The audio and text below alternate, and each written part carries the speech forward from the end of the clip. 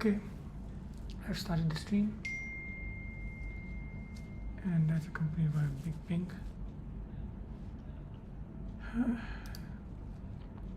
I'm sharing.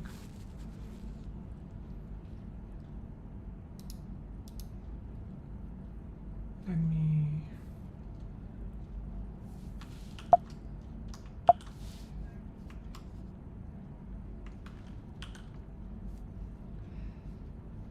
open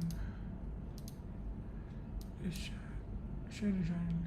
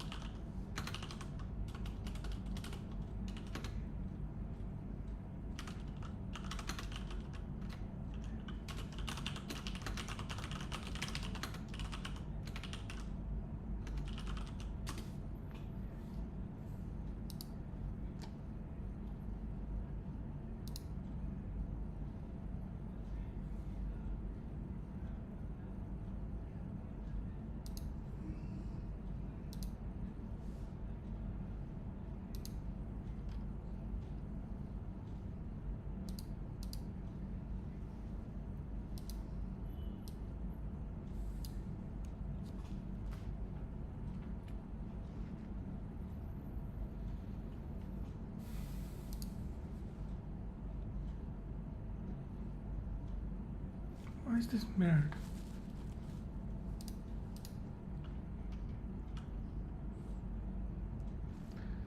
Well, some things are just mysterious.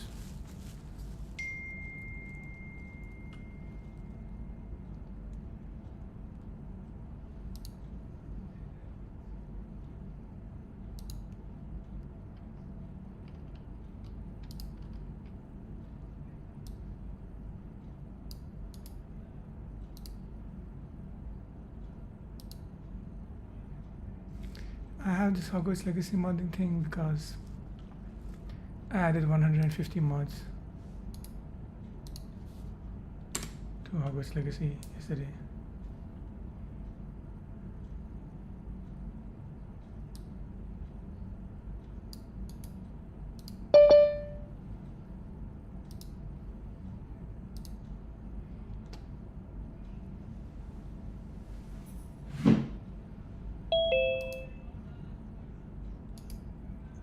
Hi Kabir.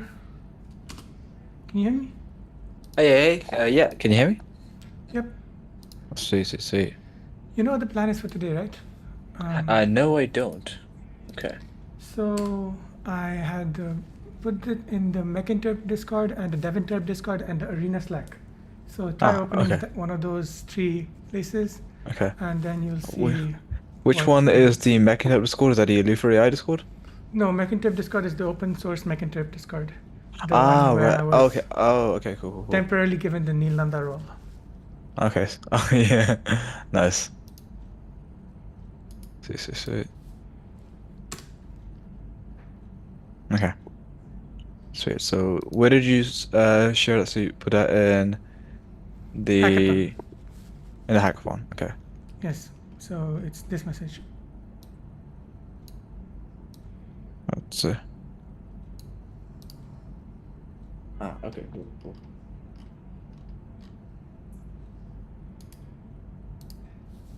Okay. Stuff.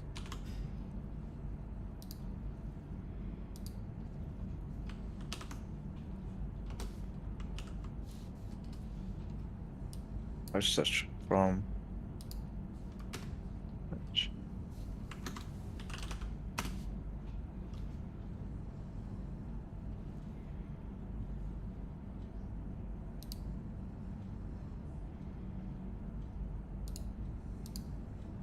Okay, so singular learning theory. Okay, see. Yep. Okay, nice. The problem is that they recommend reading through one of the SLT sequences, and I've read the first post in that, but that was a while back. So I'll be kind of Okay. looking at it from a fresh perspective. Yeah. So I am not familiar with this at all, so let's see. I don't know how much help I'll be in this, but I'm happy to try. Okay. Yeah.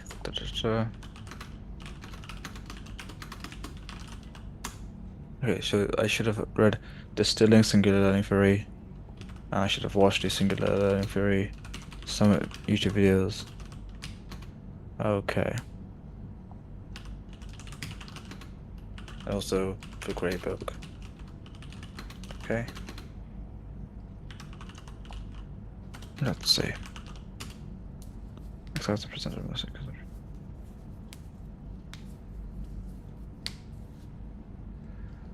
okay, Cool. I'm reading the Distilling Singular Learning Theory stuff.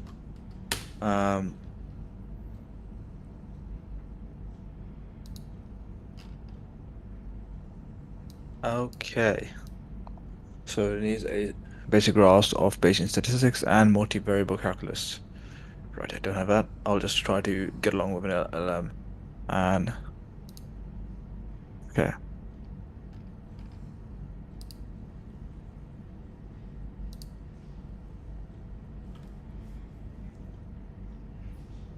And okay, so the prerequisite has another prerequisite. That's great. Okay.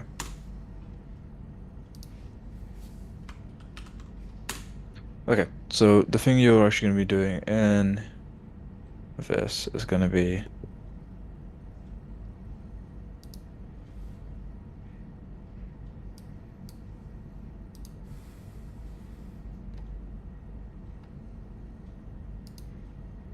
yeah. okay. Don't pay attention to the time slot given in the announcement. That is like, you know, Oh yeah, that's fine. I'm familiar with like the whole like moving of time stuff.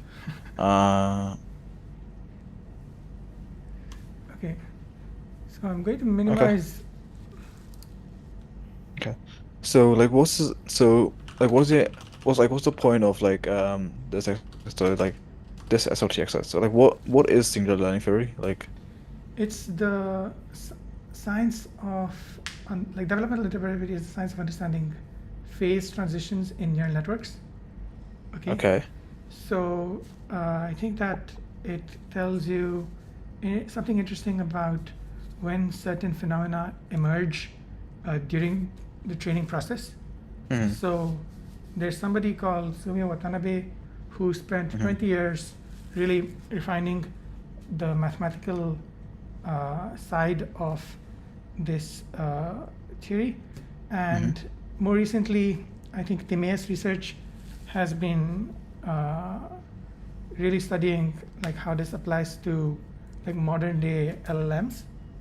So I wanted to study it because Nina Paniksari's stream of maths I'm applying, and she has posts up on Deventerp, and I fought one of her repos on where she did a hackathon with Dmitry Ventrov on estimating the stochastic like gradient descent, like some coefficient. So I wanted to study it a bit more so I could understand that post a bit more like comprehensively before building up on it. So I saw these exercises. I wish somebody else would turn them into a Jupyter notebook, and I thought, well, might as well take a stab at it myself. And that's what we're going to be doing for maybe 2.5 hours. And you don't like I don't expect you to hang around the whole time. Like I'm also inside the open source Mecinterp, like in a voice Discord, channel in that Discord, right? But you know, I don't know.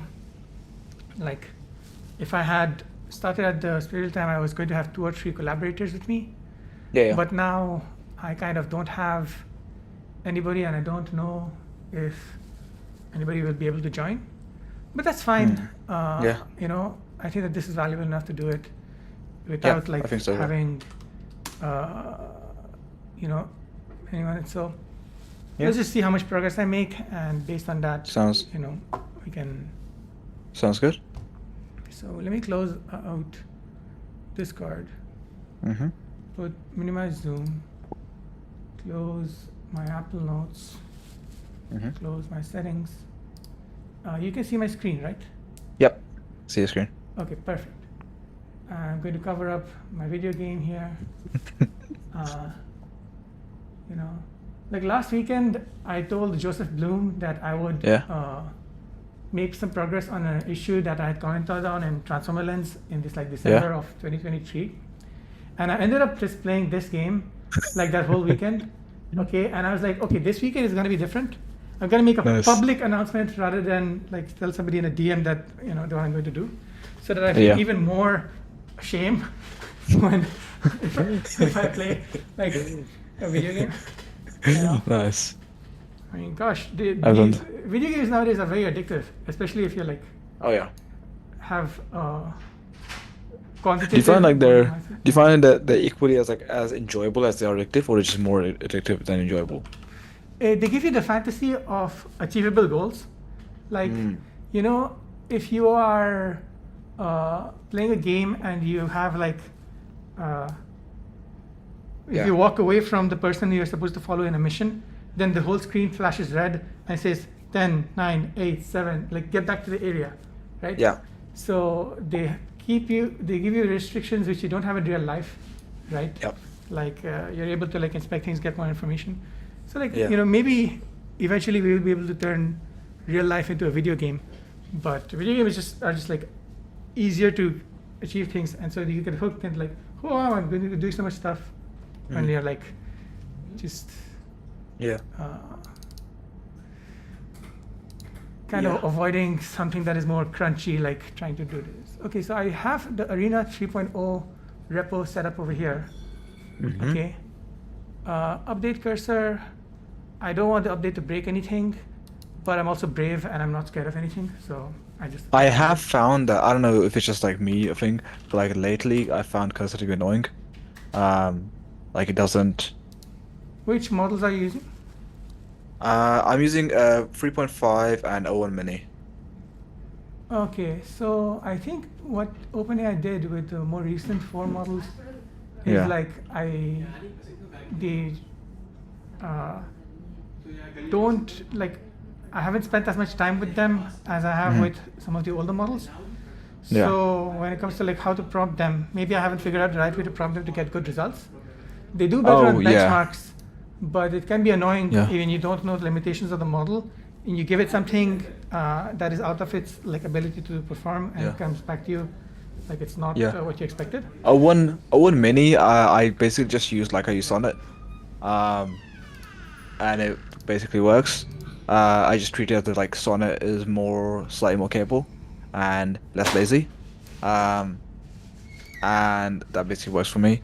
For 01 Preview, I've been using that more for like if there's like a project which I don't even know how to start, right? Like when I started doing like some back-end stuff, and I wanted to figure out like how does the truthful QA benchmark score actually match to what's actually inside of model? Because I think most of these like safety benchmark scores are BS. And so like how to actually get started with that. And so basically having it give me how you actually do that, and then having it make like a flowchart in ASCII. I don't know how to pronounce it correctly, but ASCII. like Yeah. ASCII, like that one. Like having it make a flowchart of how it's gonna work, and also like if I have like a really long bit of code, having it make a flowchart of like where the data goes, where, and so on. Like it's very, very good for that. Because like it actually understands that stuff, and so it can actually make a diagram. So I'm going to make a new file, and maybe we'll just start off with a Python file. So like scrap.py, and I'm going to try to share, give you like live share access to do this.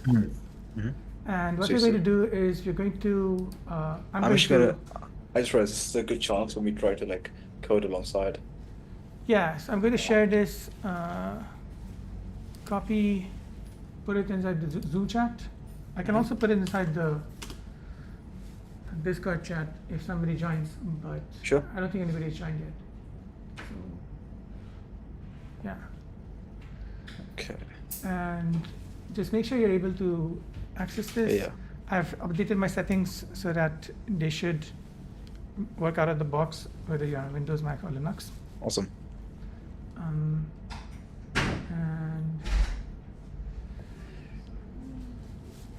hey Siri, open Safari. Yeah.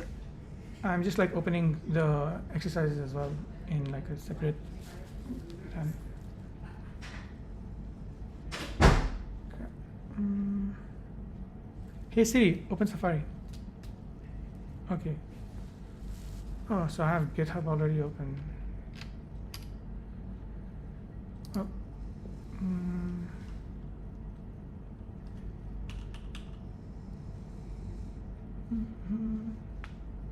Oh, I hate Linux so much. Yeah, but LLM coding is its own skill, and I'm trying to Yeah. train that. It can be frustrating sometimes, but you have to go through that frustration in order to get Yep. the learning. For sure. For sure.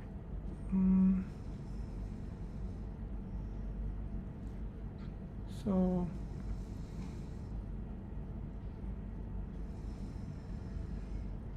Let's see.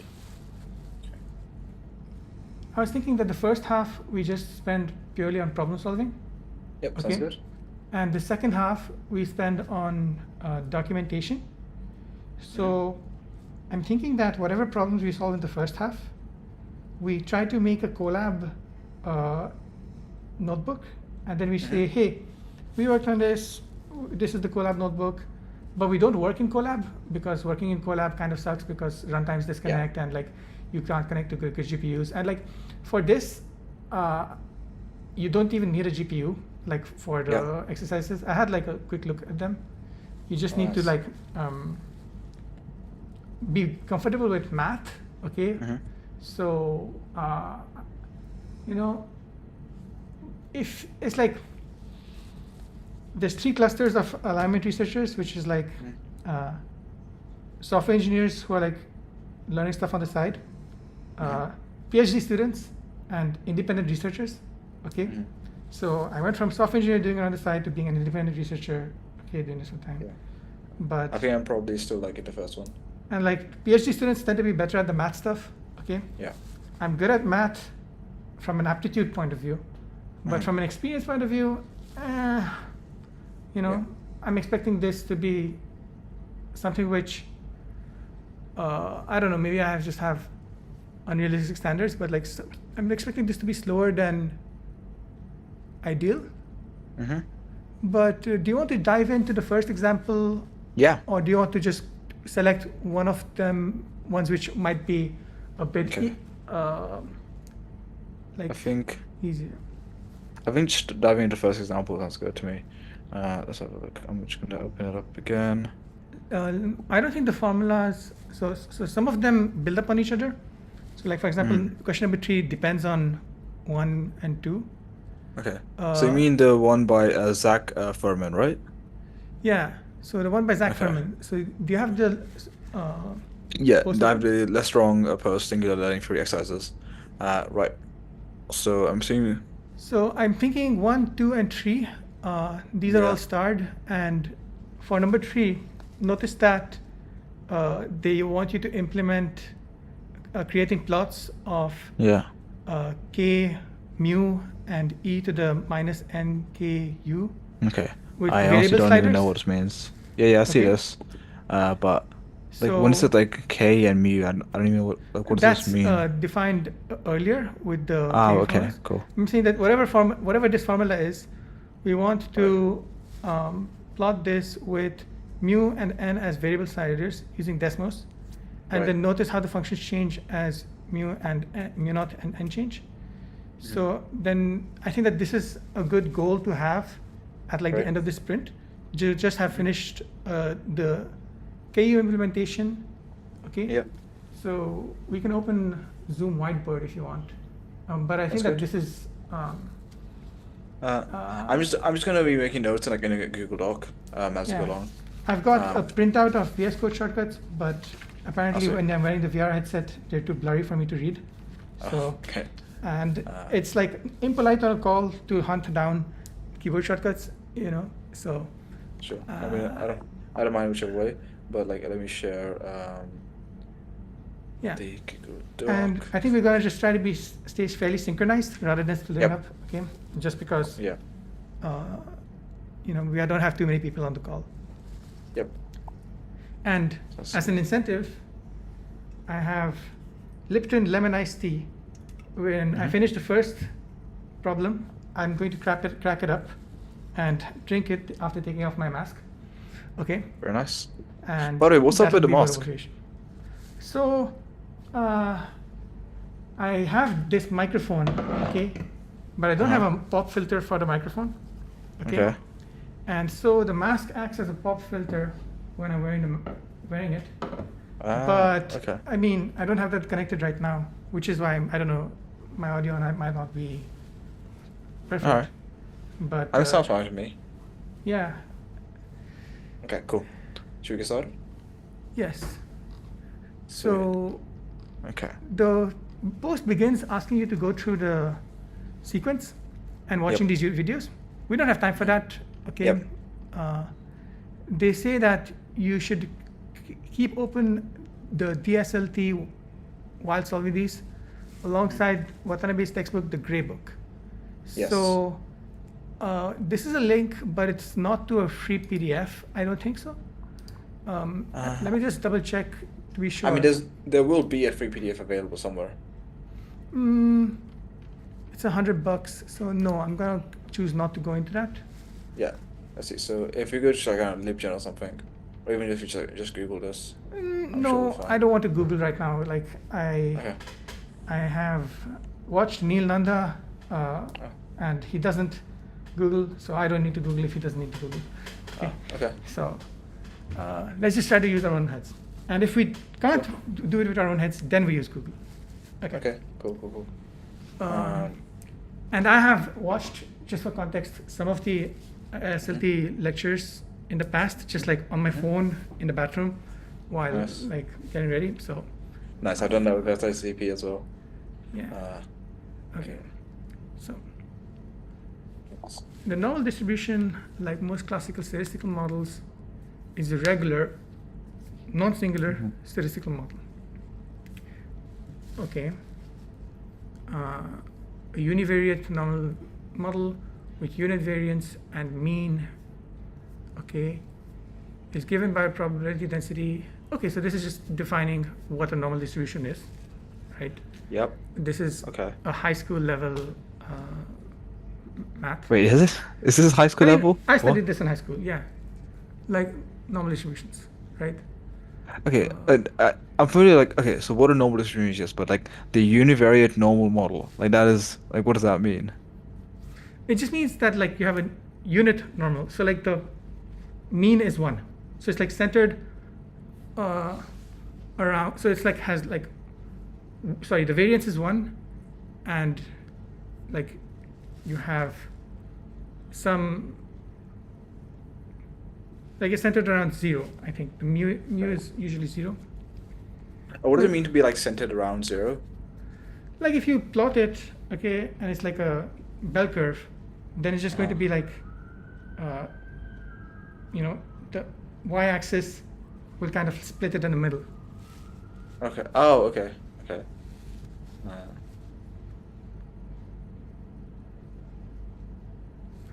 Well, actually, this isn't with the mu being 0. So then you take, so this is actually, you have the one with the variance 1, but mean mu. So you just like take that bell curve, and then you shift it to the left or the right, you know, endpoints.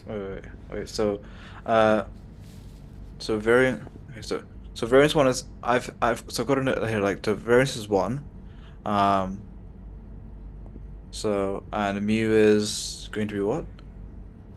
Mu is going to be the mean. Okay, the mean of, okay, so mu is the mean. The mean of what? The mean of the probability, like the random variable. The mean of the probability. Like the mean of the random variable. So the value, Okay. so not the probability density. Oh, okay. So mean of the random variables. Yeah, it's like the expected value of x, where x is random variable. Okay, so so we have a normal distribution. It's a regular statistical. Okay, a univariate normal model of univariance and mean. Okay, I'm dumb. I didn't read that. So, okay, so just mu is just the symbol which is used to represent a mean. Okay, um, right. It's given by the probability density v. Okay. So I hope you don't mind like if I ask like a lot of like very dumb basic questions. No, Um, nice. okay, so when you have like this like line between the x and the mu, what does that line mean inside the p? So So you're that's like conditional probability. So given okay, mu naught, okay, what is the probability of x? Okay, okay, right. so we define some function q, which is p, but you condition on some, Oh, Alice, Greg is here. Oh, someone joined? Yes, Woog is here. Oh, sweet. Hey. Oh wait, should I also join the? Wait, where are they? Hello? Hello. Oh, hey. Hiya. Hi, Woog.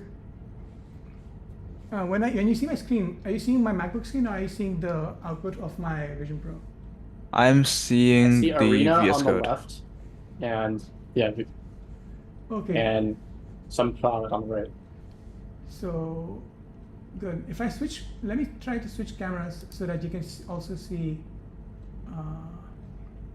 Choo-choo-choo.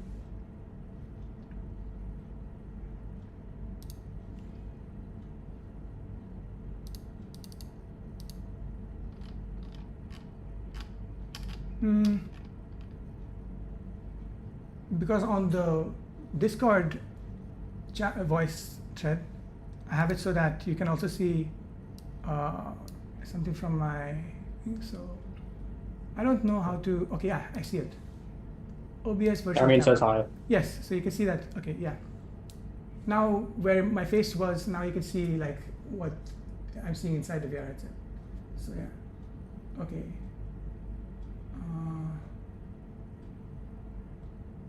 Oh, we are also going to have one more person joining us, Orbits of Eris.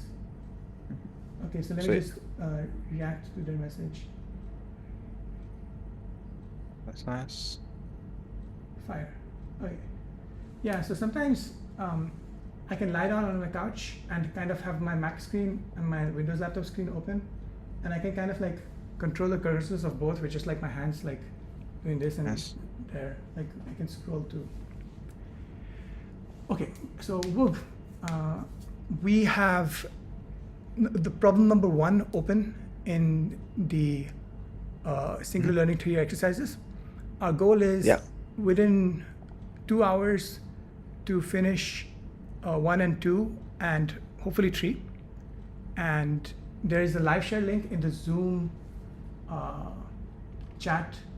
Okay, if you can scroll up to me to everyone, the prod.live share link, see if you can like see if that Yeah, I works. mean, it's still there. It's still there in the chat, so it should be like fairly easy to use it.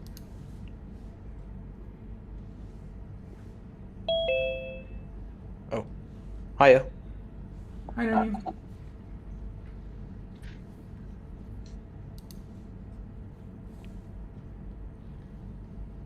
API key rate limit exceeded.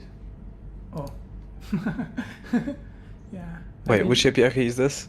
I have a $10,000 grant from OpenAI for using GPT-4 base, and then I try sometimes just also use it for like my cursor, but I kind of have a lot of queries that are being used for that, so it's like Nice. it runs into rate limits. And probably Claude might also run into rate limits. I used to have something called interpreter mode in cursor, but it's not there anymore. I only see like normal China stuff. Interpreter mode used to like run the Jupyter notebook stuff, and then like be able to like look at the plots and stuff. But it's not there anymore, and I can't. And I have no idea where it disappeared, and I'm not going to dig around its things. Okay, so are you able to see? Are you able to like come into the shared collaboration session? Yeah. And I'm also, let me share terminal, read write terminal, and this show. I'm not seeing, like, I'm in the live share and I'm not seeing what you're seeing. I'm just seeing like basically an empty thing.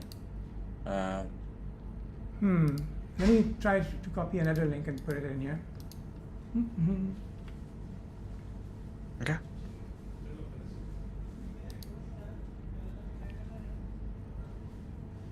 Wait, you called it tomorrow?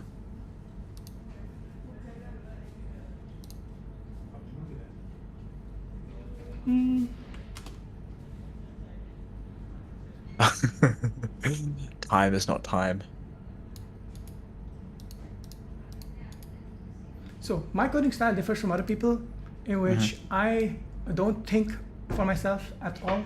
I let the AI take over, and I just like willfully submit to it, and then Oh damn. and you know, I just copy and paste from various AIs until something works.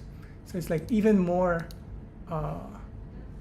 twisted away from true understanding than coding usually is.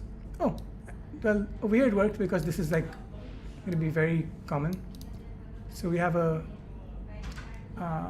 let me ask it to,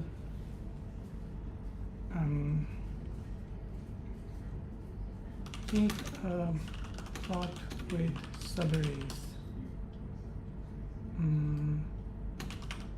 with matplotlib.pyplot as PLT. Okay. So we're going to create a graph for our normal distribution, okay? And then we're going to calculate the fish information matrix, okay? The fish information matrix is kind of very core to SLT. So we're going to have to like do that. Okay, so like your first prompt was, like, what was your first prompt earlier? Like before the make prompt? Okay. So SciPy code for normal distribution. Okay. And then this. But you should be able to be inside the same editor as me. Yeah, I don't know what's going on, but I'm not. It's just like a tiny loading, so I'm just gonna follow along like in a different cursor kind of thing.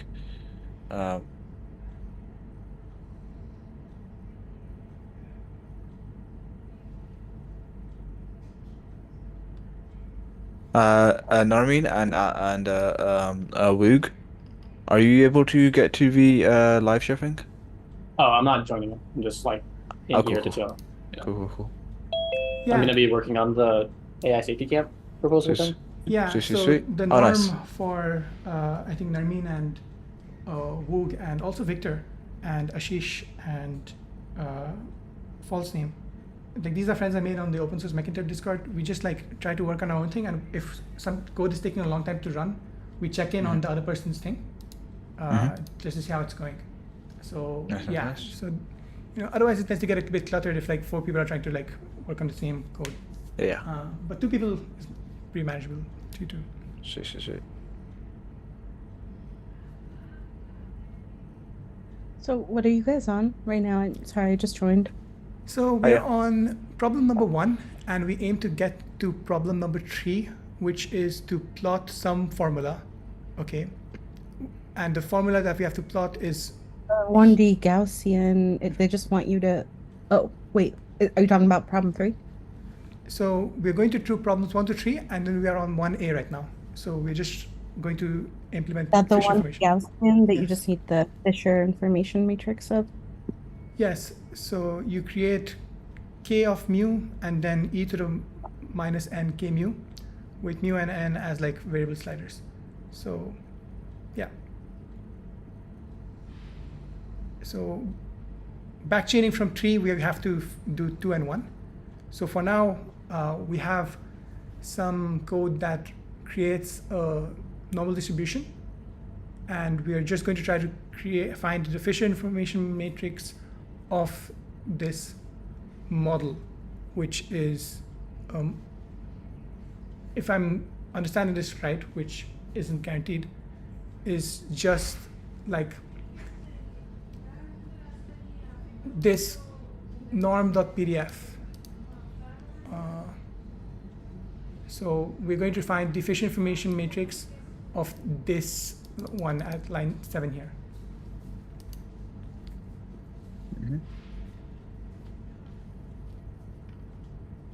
Okay, Naveen is in the same room as Alice. Nice. Okay, appreciate you being there.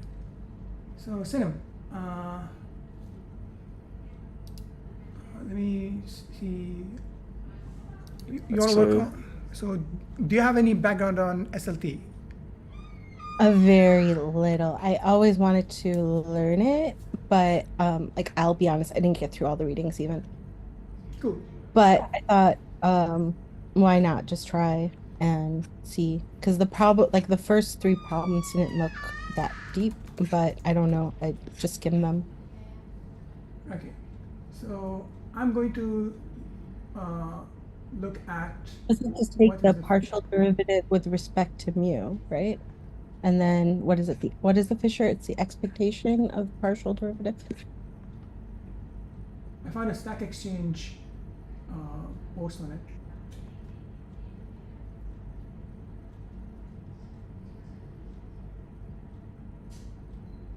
Oh, so let me.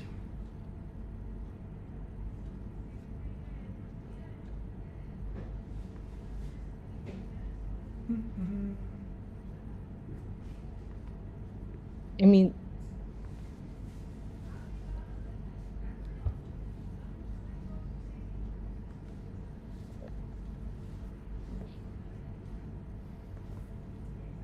So it says that for a linear regression model,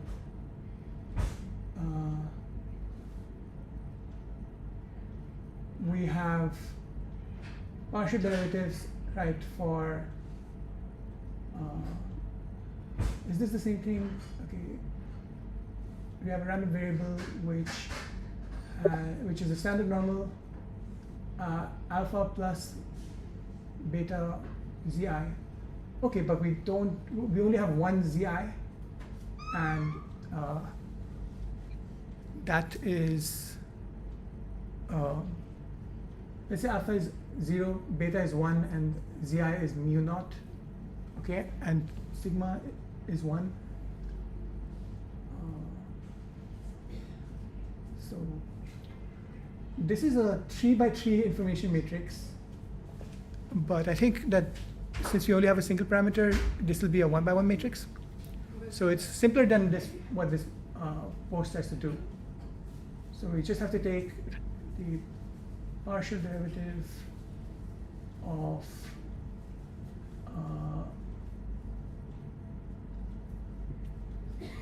this model with respect to, I think to mu. Is it mu the yes, parameter? the second derivative, I think. Not the first. Yeah. So we have this part here.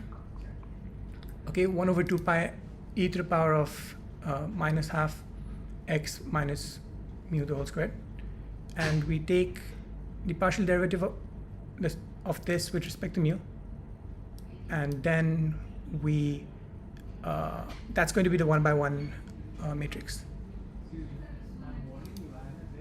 Okay. So.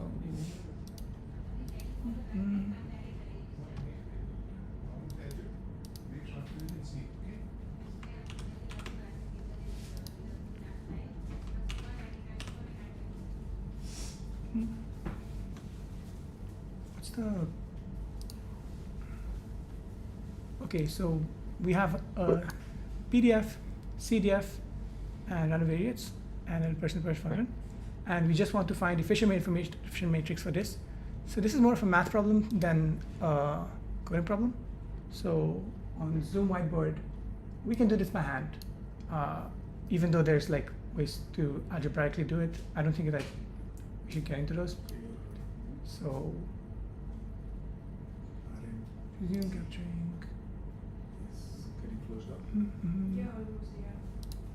Sorry, dumb question. How'd you get that plot to like actually show? Is it just like doing scraph.py in the terminal, or like? plt.show. Ah, okay.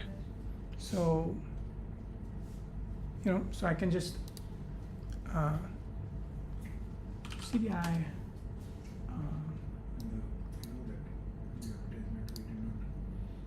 Oh yeah, I mean, you might want to check this out. Instead of CD, I have this like interactive CD, which lets me like see previous directories which I've jumped to. So, it's like a lot cleaner than this. So, ls, I have scrap.py, so Python tree, scrap.py. I don't even need to go to open for this. Oh, I do. Okay. First, I will activate, and then I use scrap. And then we get the same results. Good.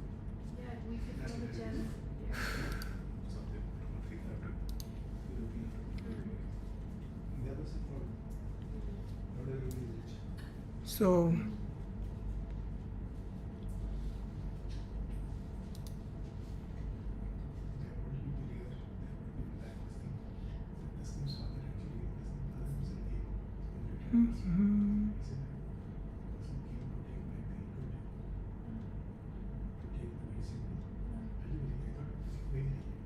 okay, let me start a new chat.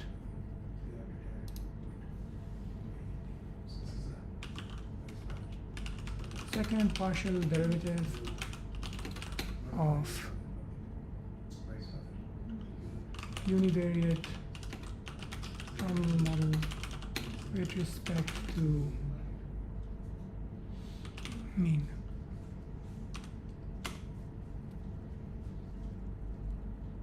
So what's this one for?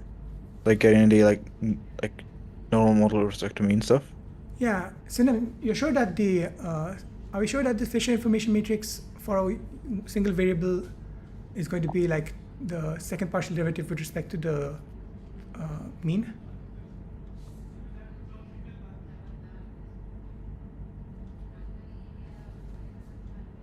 Oh, okay. Boop.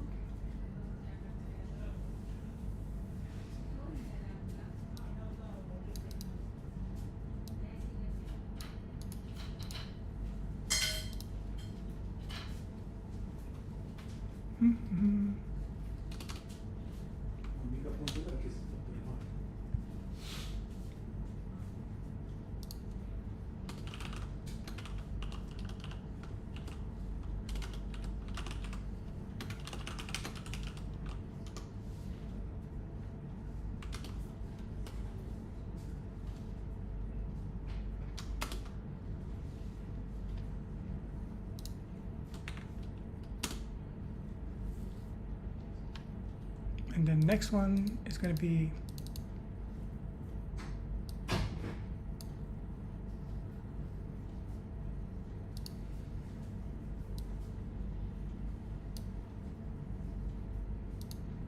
oh, it's a blank.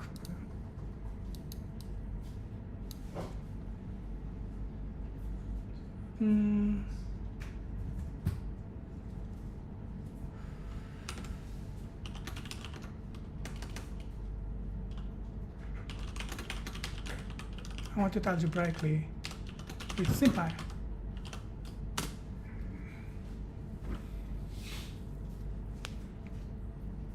Oh my God, I was talking and I didn't. I think it's not the second derivative. Oh, no, it is. It is. Okay, it is the second derivative. Sorry. Oh, sorry. Being on mute and talking is like, I wouldn't wish that on my worst enemy. Okay, so let's see. Is this correct. PDF is 1 over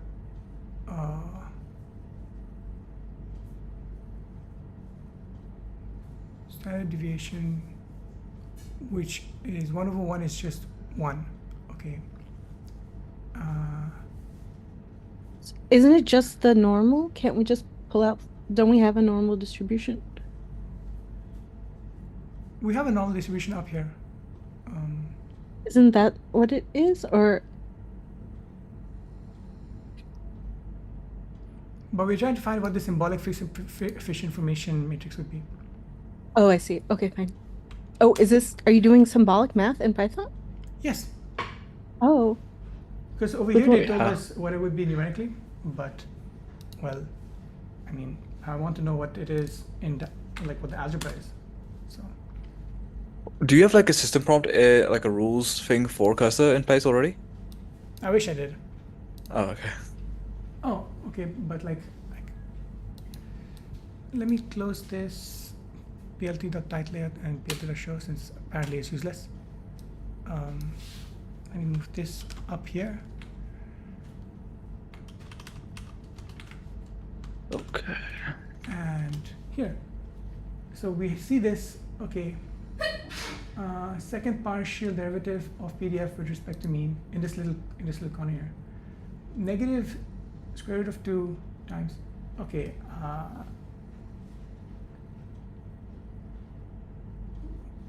I want to simplify this because I know that the standard deviation is just 1. So,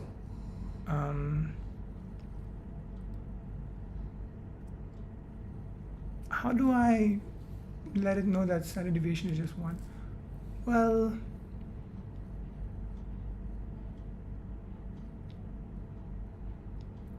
second partial derivative, okay,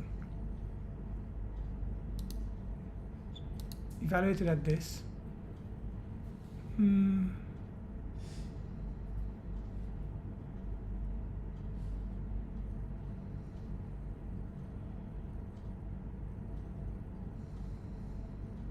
Okay, so what I'm going to do is 1 over 1, can just take that out, okay. Where's the 2 times standard deviation squared? That's just going to be 2, okay. And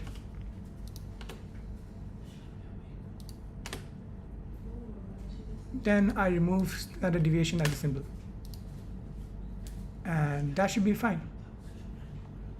So save it, run it again, and close this. Not enough variables to unpack. Oh, should have also removed this. And okay.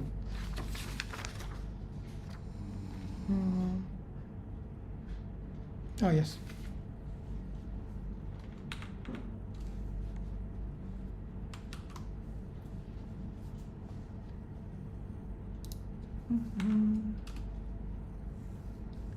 Okay, so now that we have removed the standard deviation, we have a much simpler expression than whatever this was. Okay, which is like, this is hard for me to even read. This is a little bit easier. We have square root of 2 square root of pi times mean minus x squared, okay, minus 1 times e to the power of mean minus x squared over 2.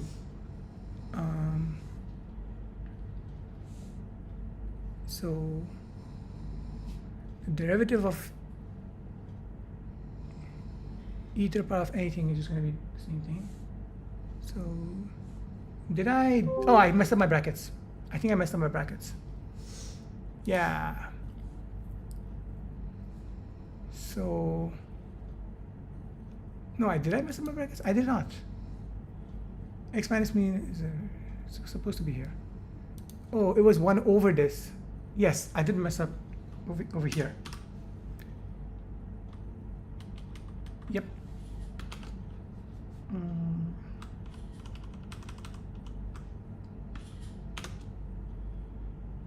Now, let me try this instead.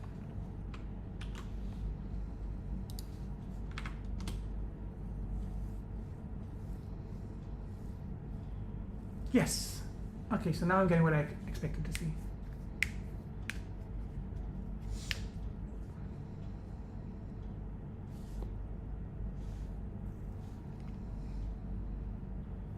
One over square root of 2 pi times e to the power of minus x minus 1. Yes, yes, yes. Okay, fine. So now I'm going to ask it to produce the Fisher information matrix.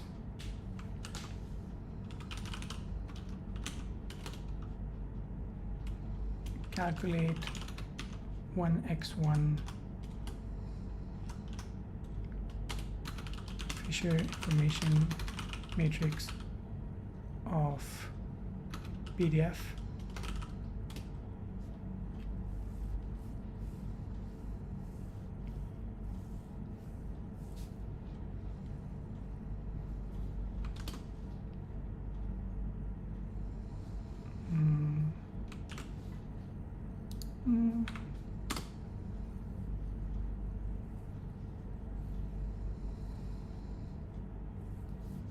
What is going on?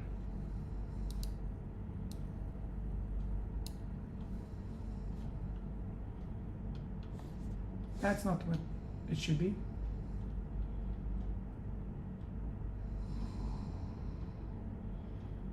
Oh, AI doesn't know how to calculate the second. So what we have proven is that if you ask the AI to do it straight out, okay, it does something weird, like whatever this is supposed to be. So the little manual tweaking of this is actually useful. Like the human part added some value. Okay, so I'm going to say my answer is that this is the 1 by 1 Fisher matrix. Okay. So what's B? Oh, so use this to show the model is regular. Regular means non-singular. Okay.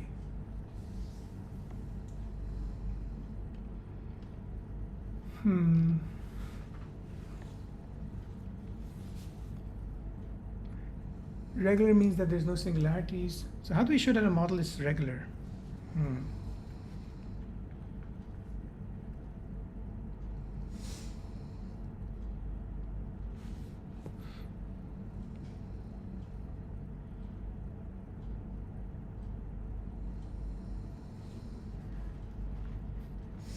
So I think that this is a basic calculus question.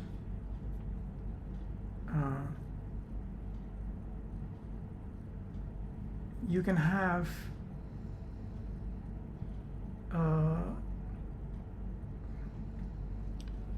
singularity is at a point where there's an infinite as a point. So if you take minimum, then that's so the rate of change over there, what's that going to be? So if you have a maximum, so increasing its first derivative is greater than 0 or less than 0.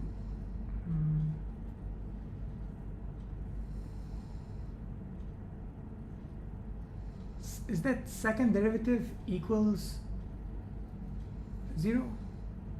Because if you have 1 over x, that has a singularity at x equals 0.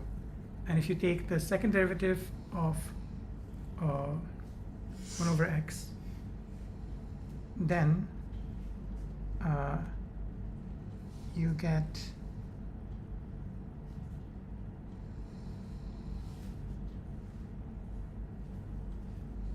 negative 1 over x.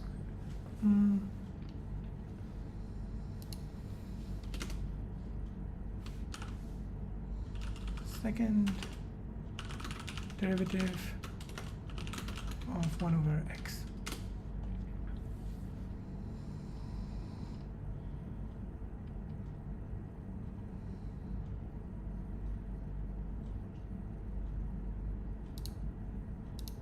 Okay, run this again.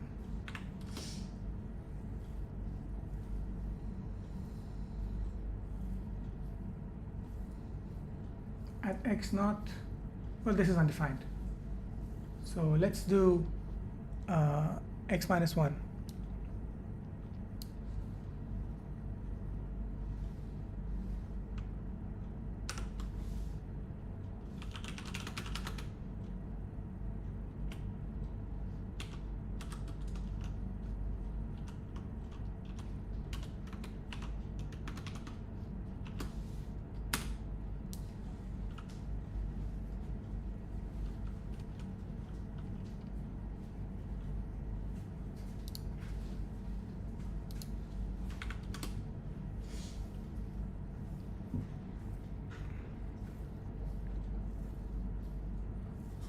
Okay, but the first derivative is also going to be undefined. Okay. Okay, so a regular model is not going to have undefined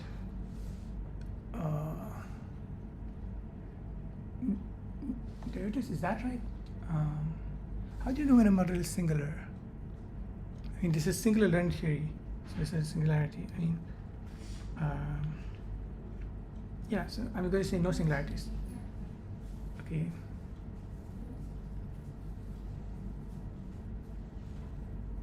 So, back here,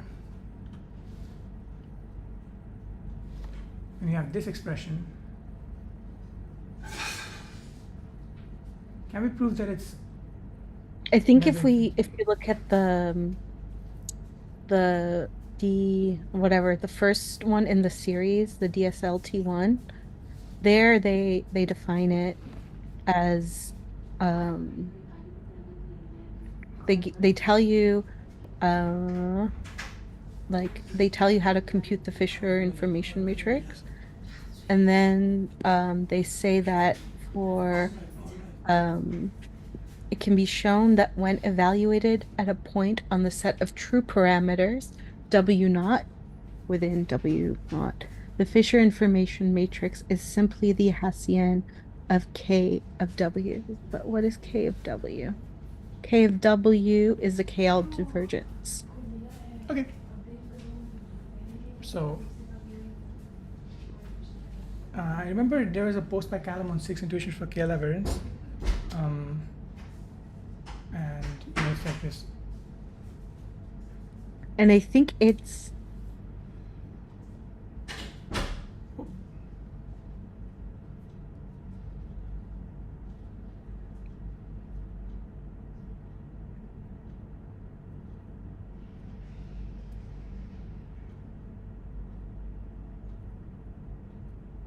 I don't know when it reduces to the second derivative like we talked like we did.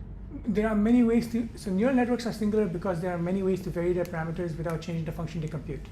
Okay. Oh, Okay, it can be shown that when evaluated at a point on the set of true parameters, the Fisher information is simply the Hessian KW, and that so that the Fisher information is equal to the second derivative, the second partial derivative with respect to WJ and WK at KW. what's And then a regular WJ and WK? Yeah, so if you for the information between J and K, I see. Okay. and regular statistical model class is But one. over here, WJ and WK are the same because it's just one variable. Yeah. Oh, right, because we're doing it over mu. Yeah. But yes, it is of a single variable. But wait. right? Mm, Because I don't know, because it might. Oh no, because it's evaluated at. Yes, okay. Okay. So a regular statistical model class is one which is identifiable. So the probability of y given x and w1 is equal to the probability of y given x and w2. Implies that w1 equals w2 and has a positive definite Fisher information matrix IW for all w in big W. Regular model classes such as standard linear regression or the backbones, blah, blah, blah.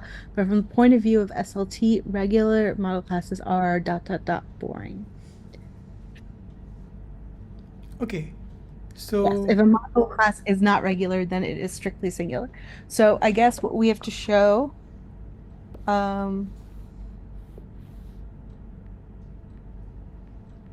is but isn't W1 and W2 like different values that you can take? okay. Hey Siri, open Wolfram Alpha. Okay, so I have my Mathematica app over here, up here. I'm gonna ask it to show, like, you know, take what was this again? 1/2 pi. Yes. Okay, so I'm going to just enter that in here and then see if I can just plot at that. And then show that it's regular using Mathematica.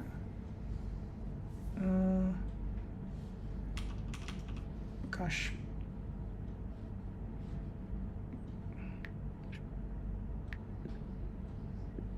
Oh, nice. It has suggestions now.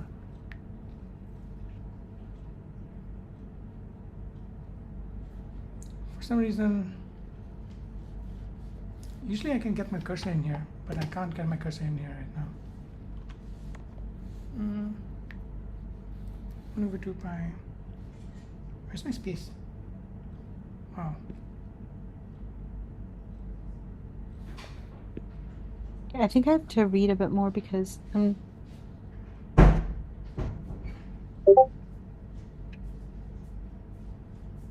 me get it.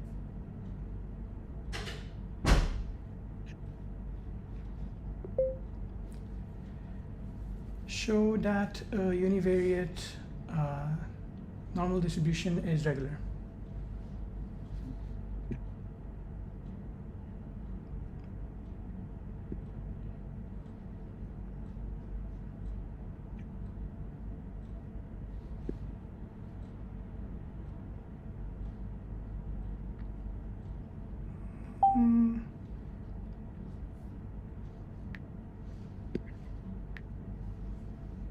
Wow, okay.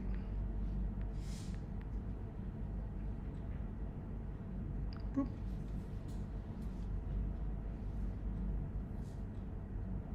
Yeah, so it's KW is between the truth and the model.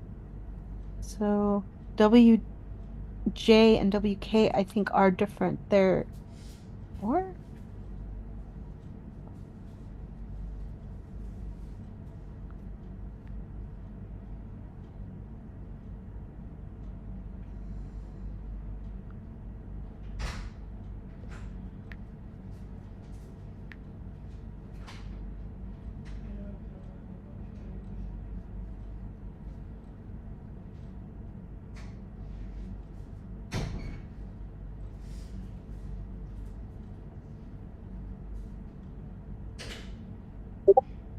Okay, excellent. So we have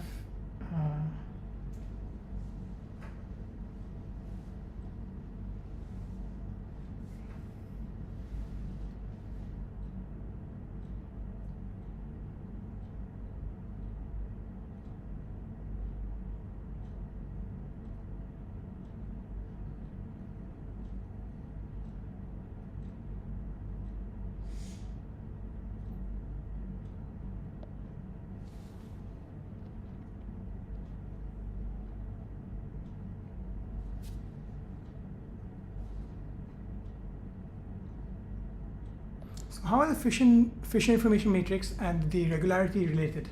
Because we need to use the Fisher information matrix to show that the model is regular, right? So if you have a Fisher information matrix, does it need to be like upper triangular or something in order for the model to be regular? Or so like, is it that it's always positive definite? Like, how do you look at a Fisher information matrix and use this to say, oh, this is a regular model and this is a singular model?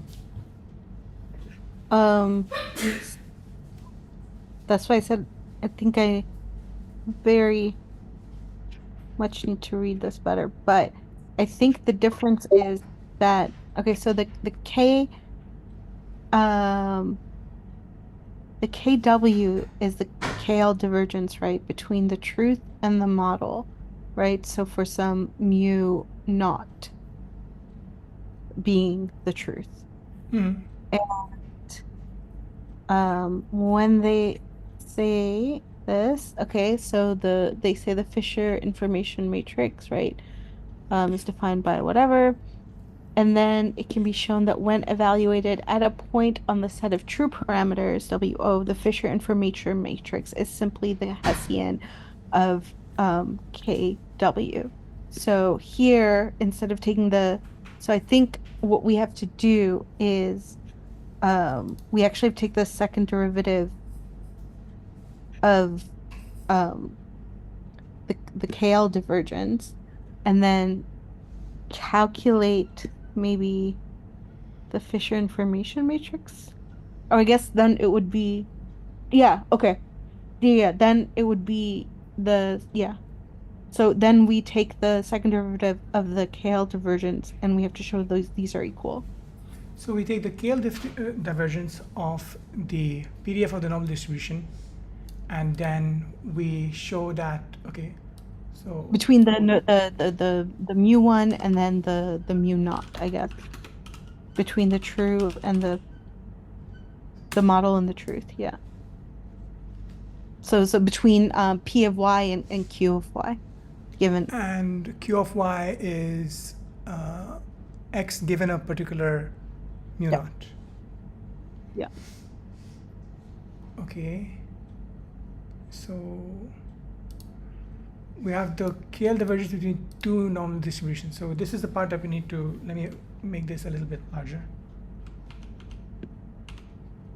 Okay. And let me close the chat. So if you look at, let's say that this is our P. Well, no, this is our Q and this is our.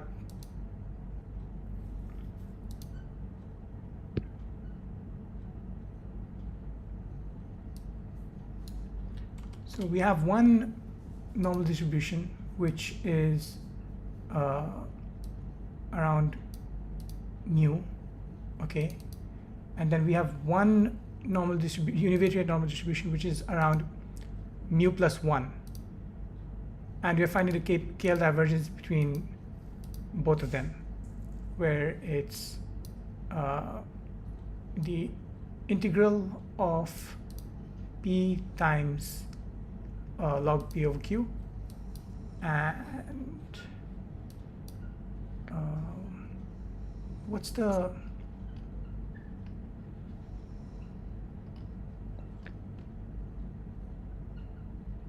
okay, so this is indefinite integration with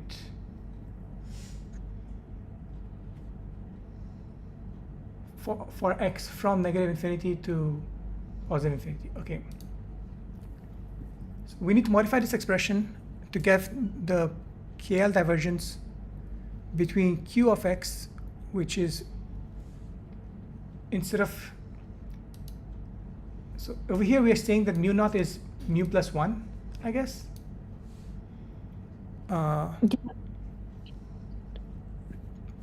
But I don't think that this is quite right.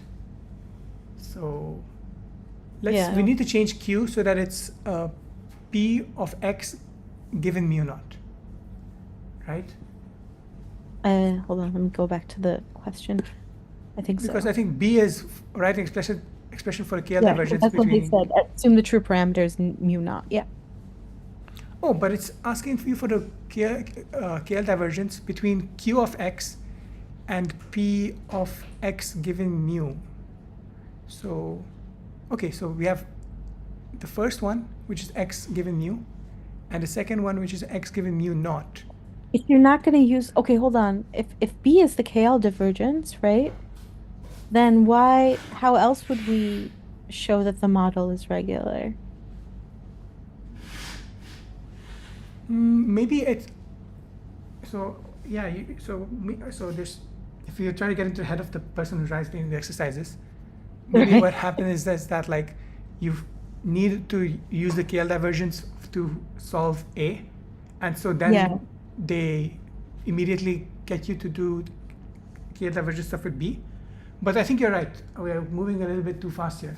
We should Yeah, I think probably go that- back a step and out of B. I went into B without finishing up on A.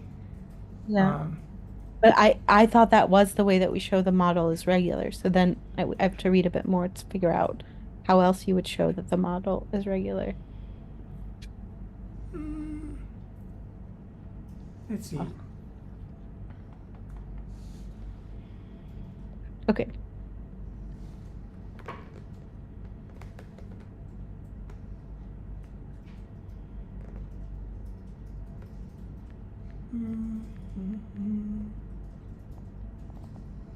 Oh, okay. We will, so if it's not singular, then it's regular. And if it's is strictly singular, if the Fisher information at point I, well, omega or W naught, but for us it's mu naught, is degenerate, meaning that the rank Okay. is less than D, where D is the number of dimensions in the parameter space. Okay. Yeah. And the rank, and then that the determinant is 0. So if the determinant is not 0, then the model is regular. Oh, okay. Wow. If either That- one of that's those- that's a lot simpler than. Yeah. Okay. So you just take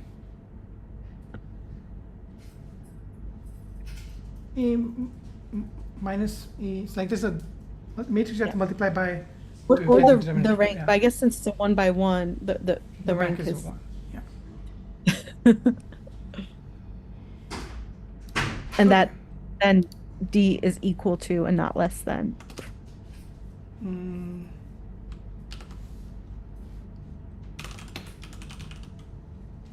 Then the rank, I'm sorry, is equal to and not less so than. I want to find the PDF. Oh, we lost PDF up there. Let's say P is PDF, and we also have.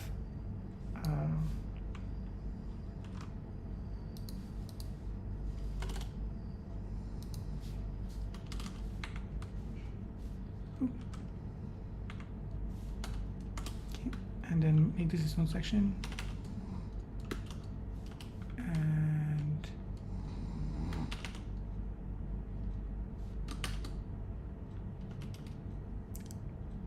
forgot. Never mind.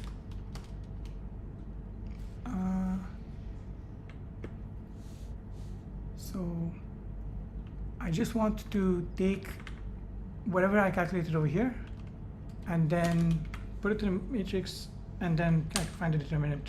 Okay. Yeah, I mean, that would be the second part, but I think if it violates either one of those, and for a 1 by 1 matrix, the rank is 1, so it's already. Yes, so it's just putting this inside our code. But yeah, I agree that this is a valid answer. So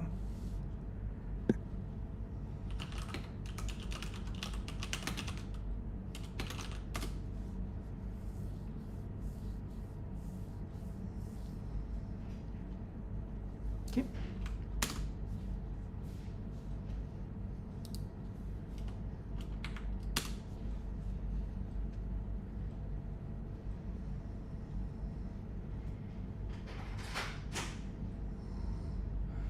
Determinant of the matrix containing this.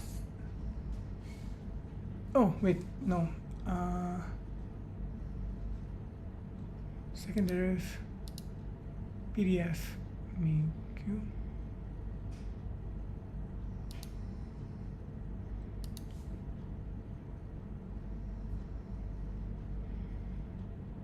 Yes, rank is 1, and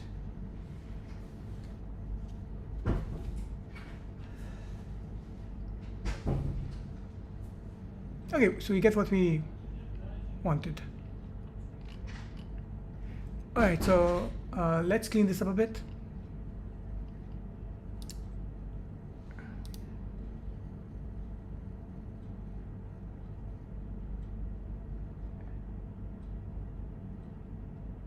This is never going to be 0, I think.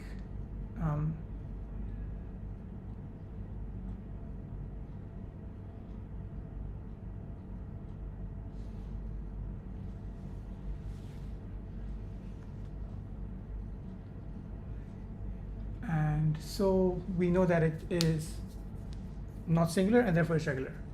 Okay.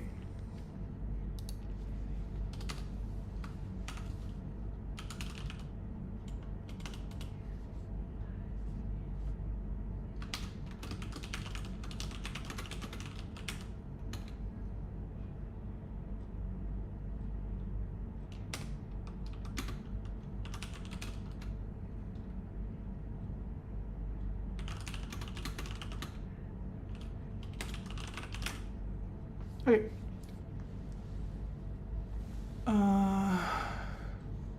Then B. Write an explicit expression for a KL divergence. I think we already have this up here.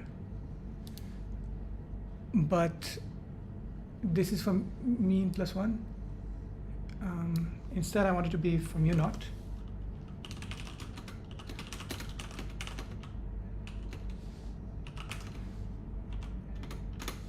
Equals, where's the pipe operator at?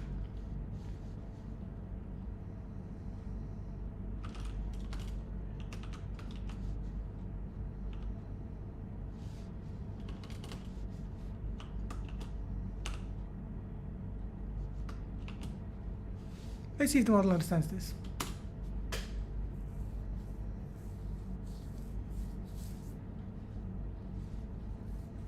Oh yes, it does. Nice.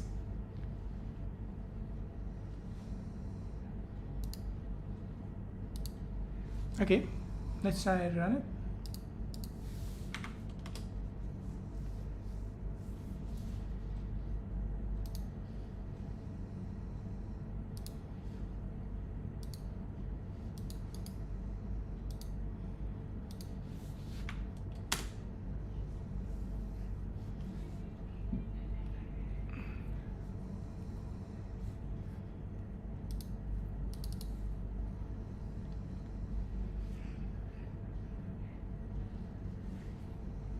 What's going on?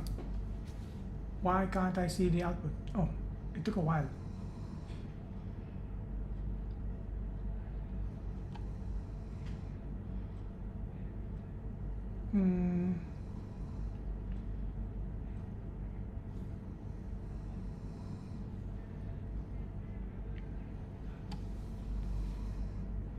Let me change this form.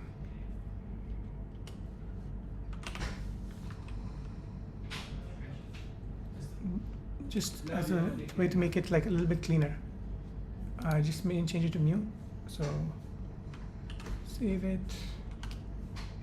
and then run it.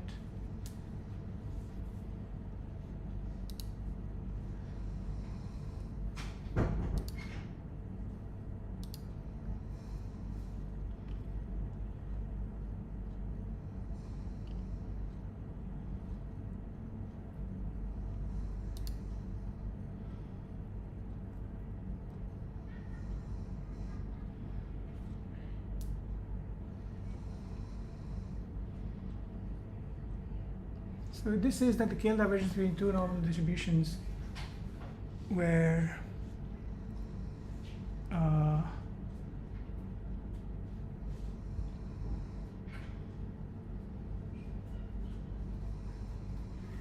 x giving me not. No, I don't know if this is quite the conditional probability. Is it? I'm wondering if we also have the information, the Fisher information wrong, because I think the second derivative thing is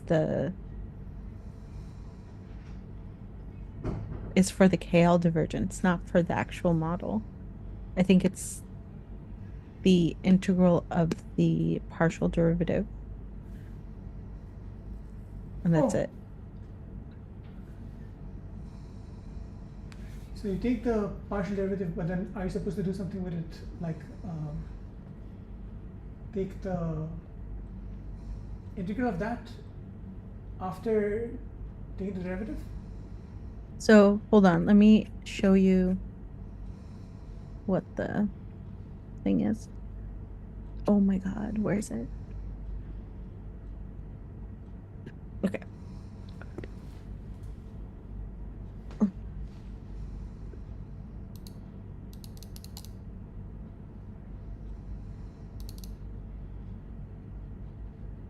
I don't think I can do it on, I'm sending it over Discord, the image.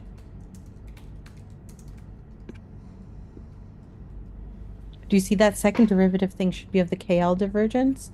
And the Fisher information is the integral over the partial derivative with respect to mu log p of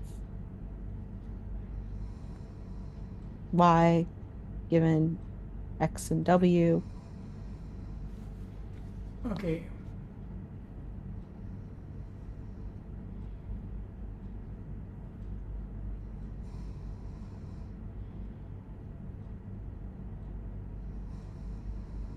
So the Hessian of it is going to be the second partial derivative though. So we did take the Hessian though, the second partial derivative. But we took the Hessian now of the KL divergence, but when we initially took the Hessian... Oh no, we didn't take the KL divergence, I think, with the... So the KL divergence is, we did that for P and Q, where Q is, but over here, down here, what we are doing is finding the second derivative of PDF, which is defined over here to be just the same as P. And so if you're taking the second partial derivative of, well, what's KW over here?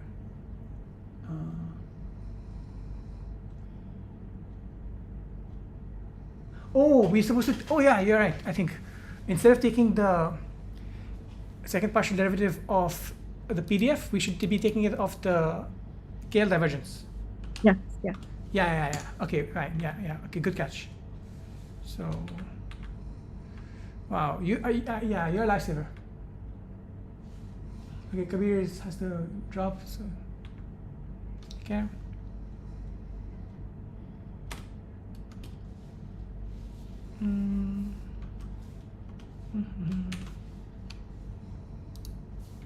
I'm gonna have to analytically solve these later by myself to make myself feel better.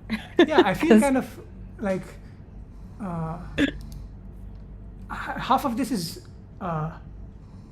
Claude, half of this is you, and I'm just there in the middle. Oh no, this is really wonky. There's no way this is right.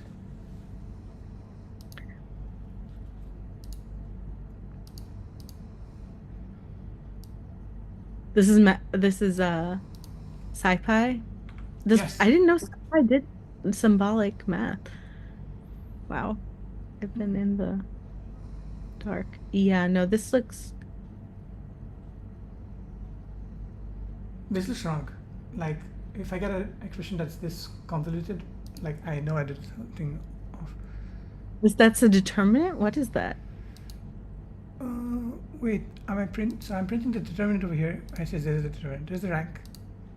And then over here I'm printing the KL divergence, right? So the KL divergence is up here, right? And So that we can already see is like not simplified, right? Let me ask it to simplify it and see if it does.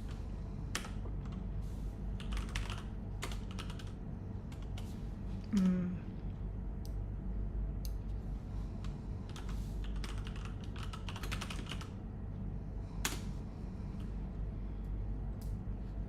Or maybe it is. Yeah.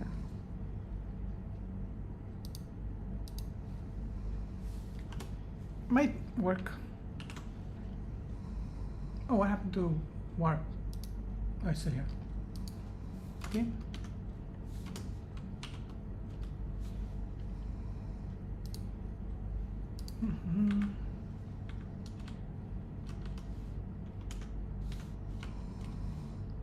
Wow, I'm going to close warp because it's not really contributing any value right now.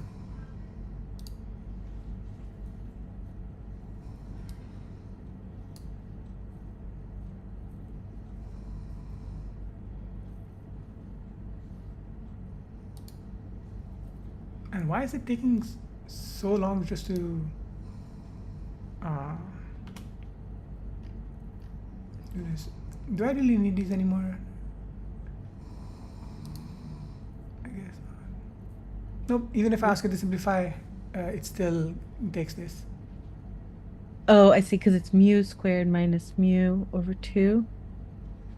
Yeah, if you did a change of variable maybe, Yeah. I mean, I think analytically you have to, you do that, right? Like you make I remember solving this like years ago, but like not now I'm yeah, so rusty.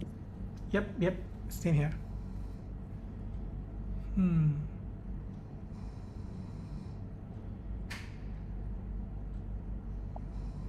Like not like the SLT problems, but you know, the take the derivative of a Gaussian and whatever.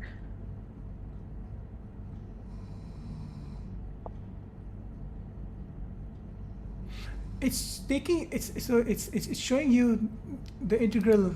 So I think that this part, right, has a simpler analytical expression, which Simpa might not be finding. So let's try to do this by hand. Let me open whiteboard in Zoom. Apps, whiteboard.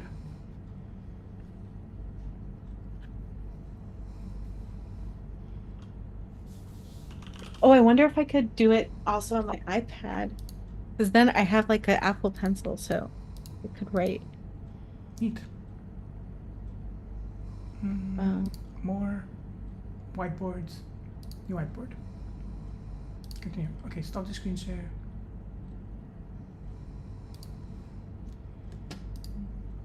Okay, so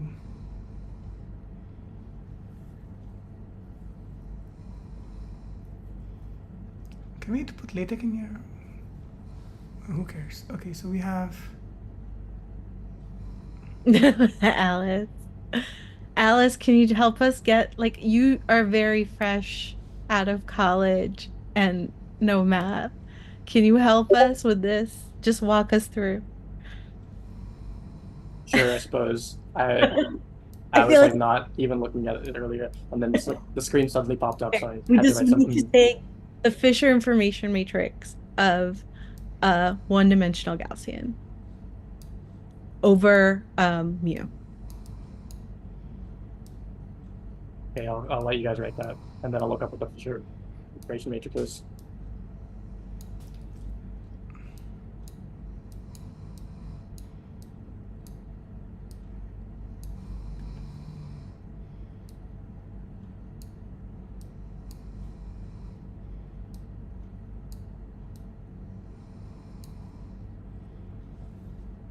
Okay.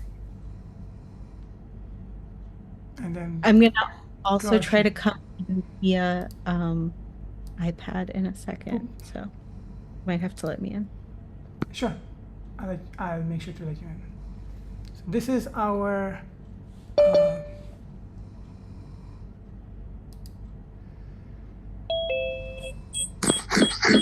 Okay, hold on. Okay. Hold on.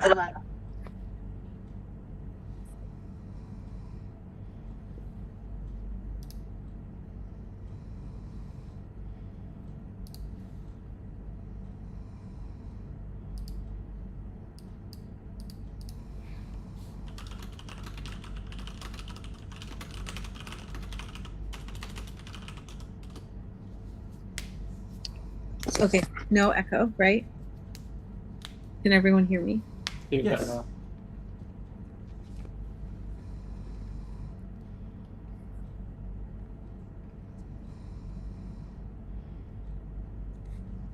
So which exercise are you working on right now? 1A, which is beautiful.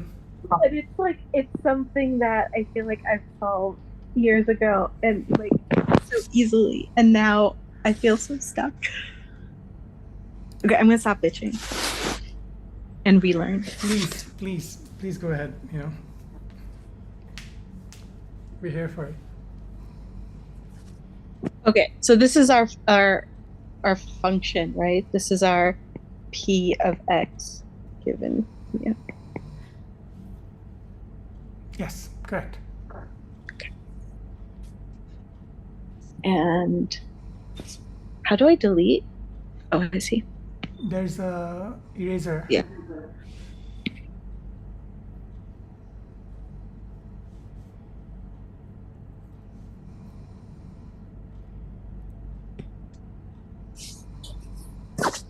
Okay.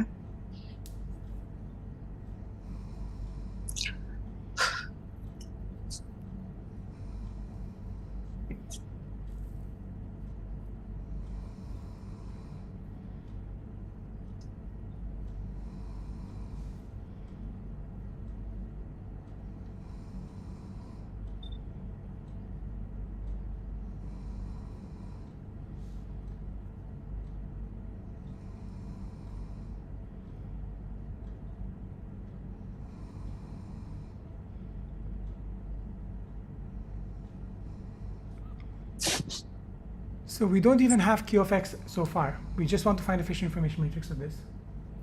Yes, exactly. Because I think the other one, I think the Hale divergence is fine. It's just the initial finding of the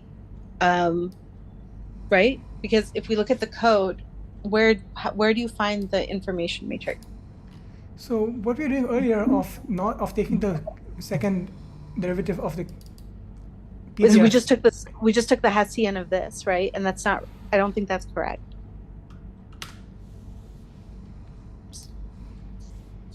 Earlier we were doing this, and then what we changed was to Wait, hold on, I don't doing- see. Oh. Where are you showing? So earlier we were taking the second derivative of like the How do I close PDF? the white? No. How do I close? We're still in the the whiteboard. white- We're still in the whiteboard. Oh, okay. So Earlier we were taking this. Yeah. Let's write that out. Pen.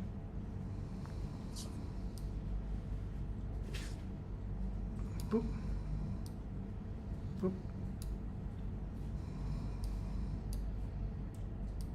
Boop. I think partial derivatives go the other way. Yeah. That's it's all good. Is this right? They told me to supervise them doing that. Yeah. Mhm. They assume that I can help. That was their worst mistake.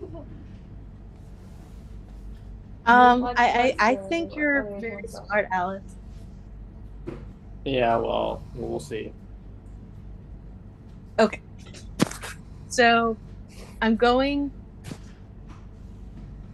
Okay. So I'm going to.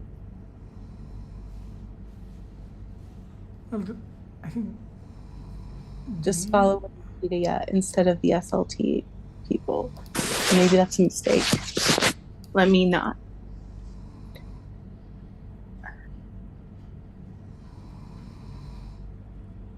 regularity conditions are as follows.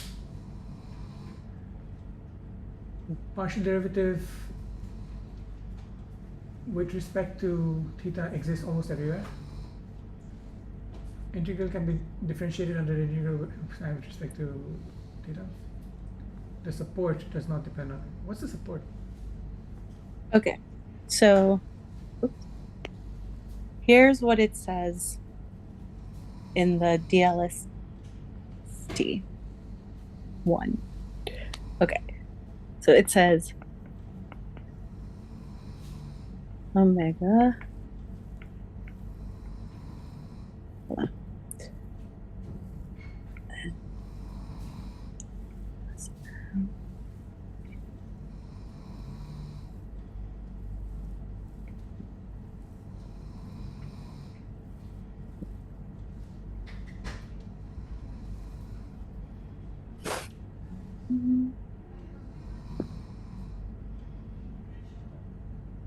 The dot is not there. It's just here for us. Okay.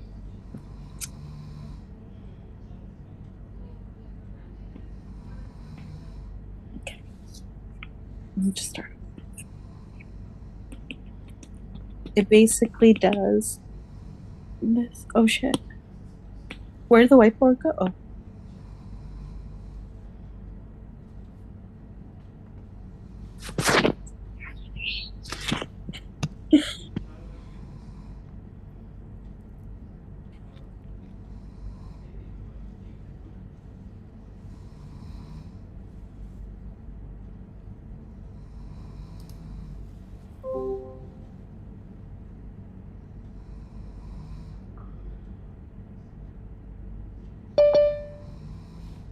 Whiteboard is still here. Oh, I need to admit her again. Admit. Sorry, it took a second to admit you. Oh no. How do I get to the? Oh. Okay. Okay, so they do a double derivative over the real numbers, right? Yep. N plus m, right? So dimension of what's n? Whatever. And then it takes the partial derivative over wj, and I don't know if it's the Fisher information of a matrix. Okay, so jk, I guess, are indices, right, into the matrix? Yes. Okay. So, Okay, so in this case, it's one-dimensional, so it's over the real numbers are it's a single derivative, right? And there's a single w, fine. And it's partial derivative of log c y given x w. Okay, so what we did was we took the Hessian of p of xu, which is wrong. Instead, we need to take the log of it, right? And then the partial derivative over the mean. And then the integral over, I guess, of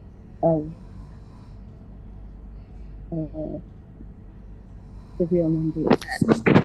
okay, so let's break this down into steps. What's the Okay, first thing? I see what's going on now. I think I'm.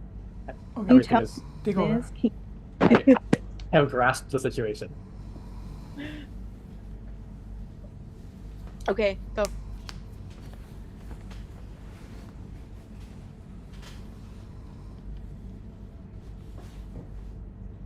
Hello. Where's Yep. your follow up? Yeah. If you have the grasp of the situation, and then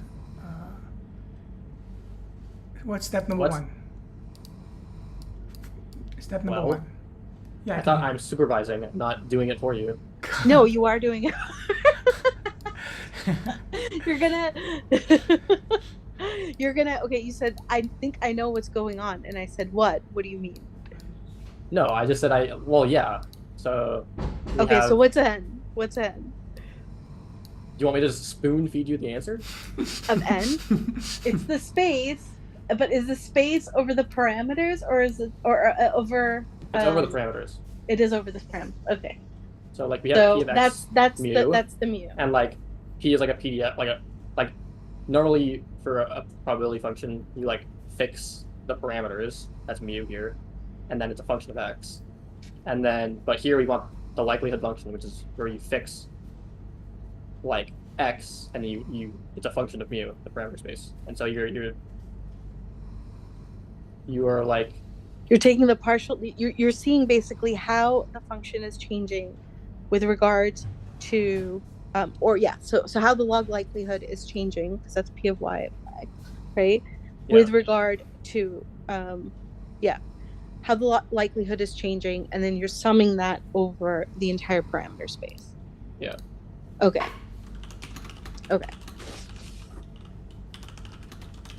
Now, like normally this log thing looks absolutely bonkers fucked up, but it seems like in this special case when we apply log to it, everything is actually good Right. because there's a need to the power of it. Right. So now I'm gonna do I have to solve this because I feel like it's supposed to be easy. Maybe it's horrible. Okay, stop bitching.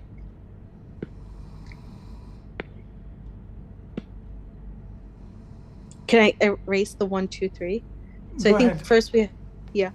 I'll erase them myself. Okay.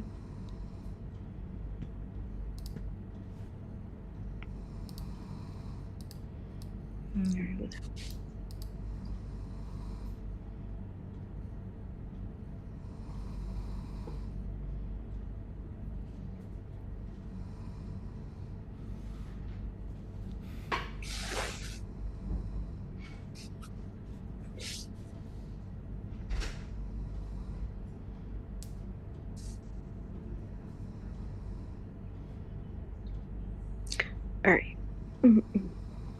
I'm just gonna ignore the a for now, like the 1 over 2 pi. That's a constant, so you don't need to. Yeah. It. Yeah. And then okay, so this is 8.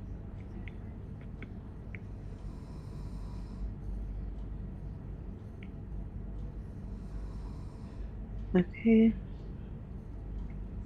Yep. Just take the whole thing down. Yeah, and then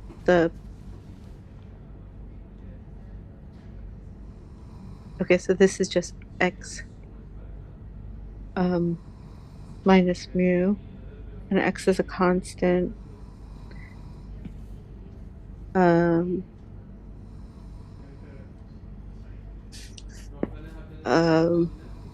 What's the chain rule?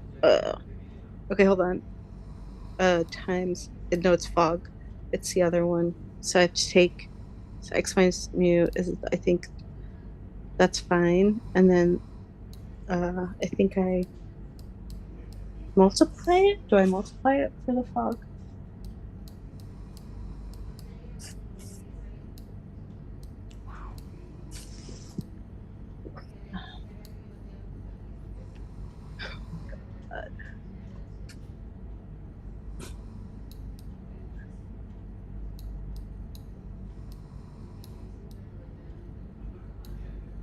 Yes. Okay. That becomes just -1. Okay. So that is mu minus x, right? Alice, how am I on the right track? Let's see how my fog works here.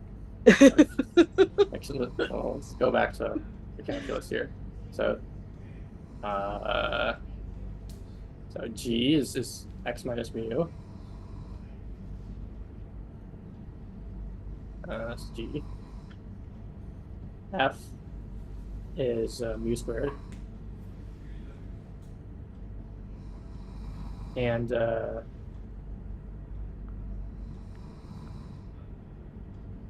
so we have oops, there should be mu here. So we have f prime of mu squared is that's gonna be 2 mu 2 g of x, right? So that's 2 times g. Oh no, it's not 2. It's that's the first one is a partial derivative sign. So the first 2 is a partial derivative sign. It's 1/2 x and then in parentheses x minus mu squared, because that's what log of that thing is when I ignore the constant. I'm just looking at the x minus mu squared at the top here. Yeah. Like pull out the 1/2. And there's probably a minus here somewhere. Yeah, so it's -1/2 x or whatever, like f squared. Yeah. So like mu squared here, or x squared, whatever, and then x minus mu here. So then x minus mu derivative, that's just like -1. Okay. And then f prime is of this is going to be 2gx. That's 2 times of x minus mu times -1. Okay, so that's 2. But what? Yeah, times. But there's a 1/2 in the. There's a -1/2, or there's a 1/2 yeah. beginning. All right, it was a -1/2, so it was triple negative Yeah, this. I got it. I got the sign wrong because I forgot about the negative. Fuck. All right, there we go. It's x minus mu at the end. So this is a negative, so then it goes back to x minus u. All right, we did it. Okay. All right. It's like Slow and steady wins the race. Slow and steady wins the race. This is, we're just warming up. We're just warming up. We're gonna go like, 0 to 1 is much harder than 1 to 10. Exactly. Okay. It's all good. All right. So then that's the inside part, right? And now we take the take my wrap here. Okay. Thanks, Alice. No problem. Put this in the real thoughts zone.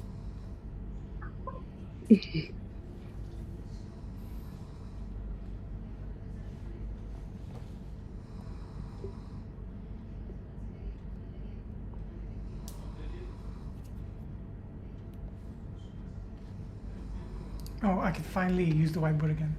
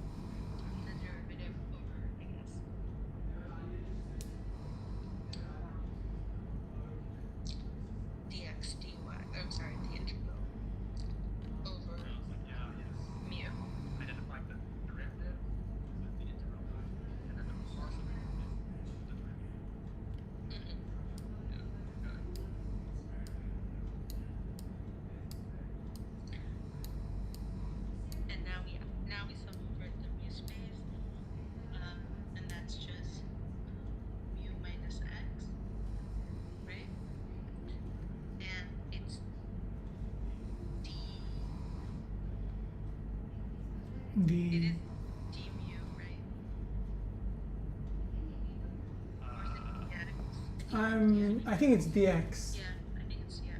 Like I have Wikipedia open so I can see it. Yeah.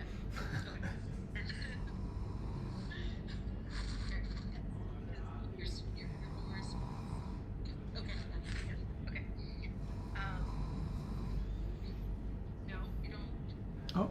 But what is n? Oh, n is the x space. It's like your actual space.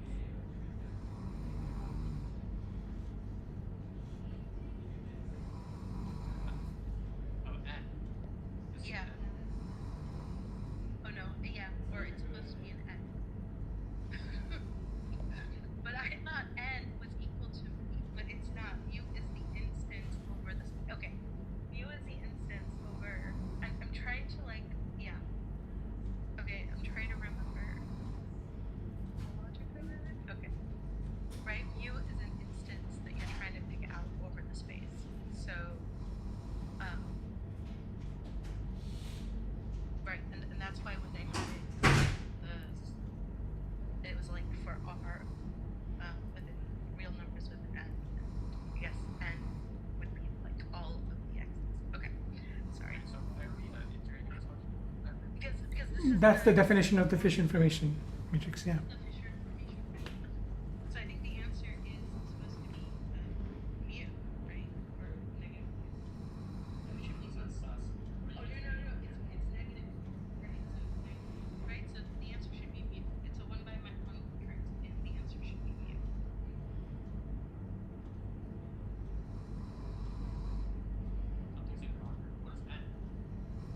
That's what I. So I. That's.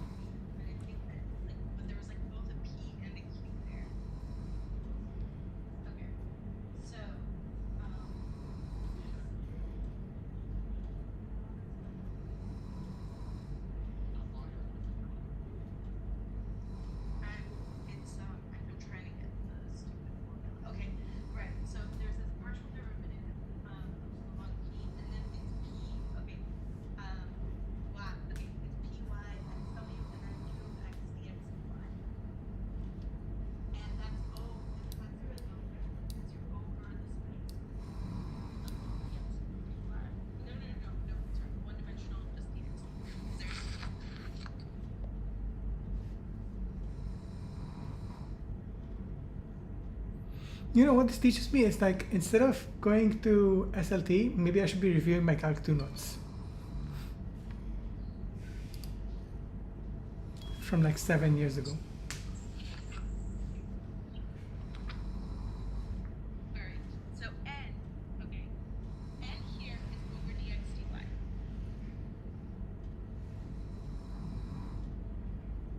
Yes. Yes.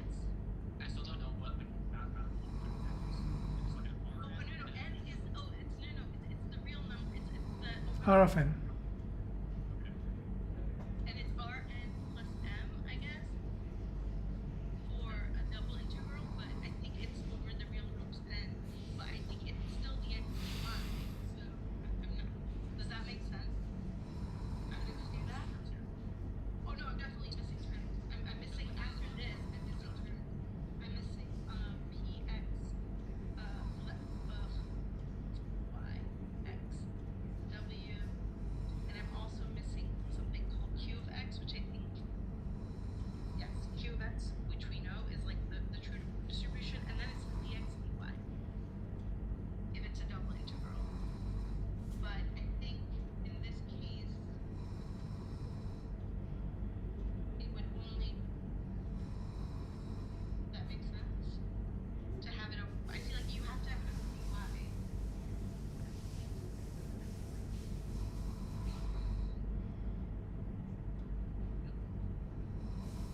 Okay, I'm gonna take a break. Okay. Thanks. Wait, Alice, are you going back? No, she said that she'd like leave it for like a few minutes, I think. Yeah.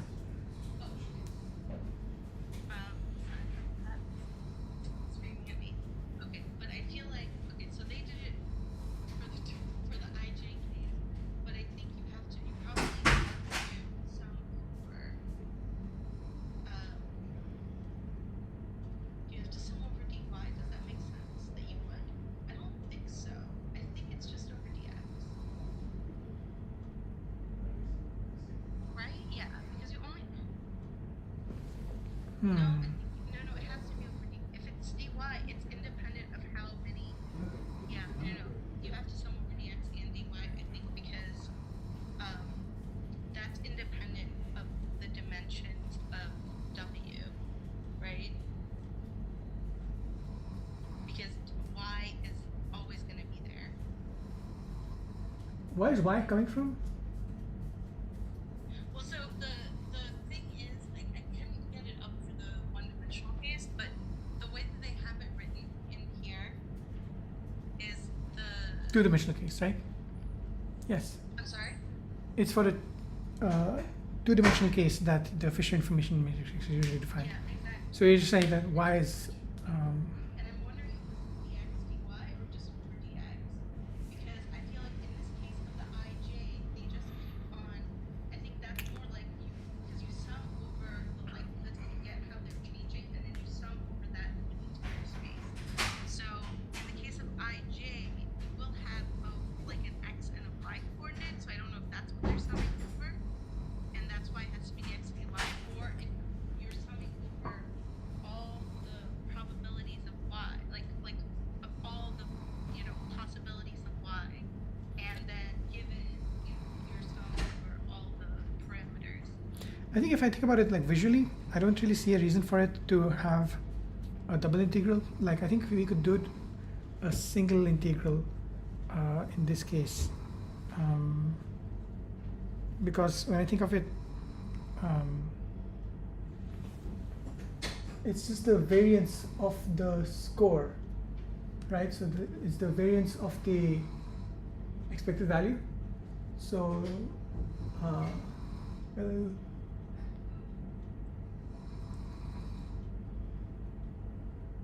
the score is the log likelihood, right? Like the partial derivative. Is the, I think it is, it's the log like, or is it the negative? The score is the partial derivative of the log likelihood.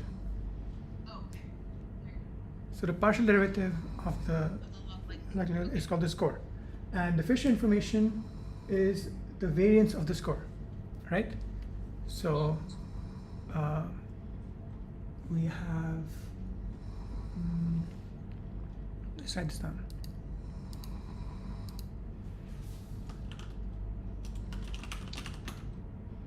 Partial. Then it has to be a single derivative because in this case, yes. Yeah, no, okay. So it is the score, it is the score, okay, it's the expected value of the score. And in this case, f of x is our Gaussian. Okay. So it has to be over a single, it's only over dx.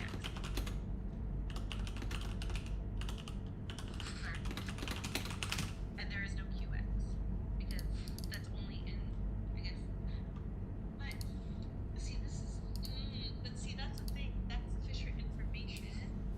But if there's no qx, then you're not comparing it to the perfect distribution or the known, the true distribution.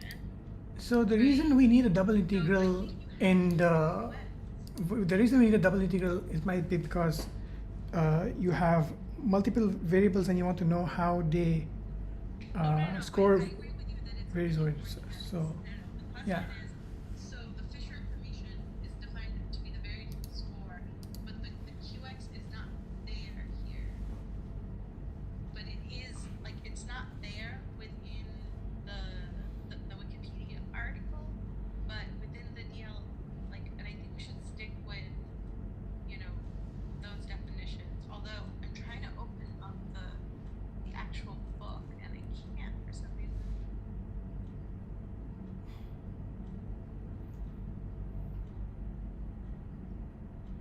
Which is fucked up. Okay, I'm back. Wow, that's a lot of scribble. Sorry. Okay. That's okay. So I have, yeah, I'm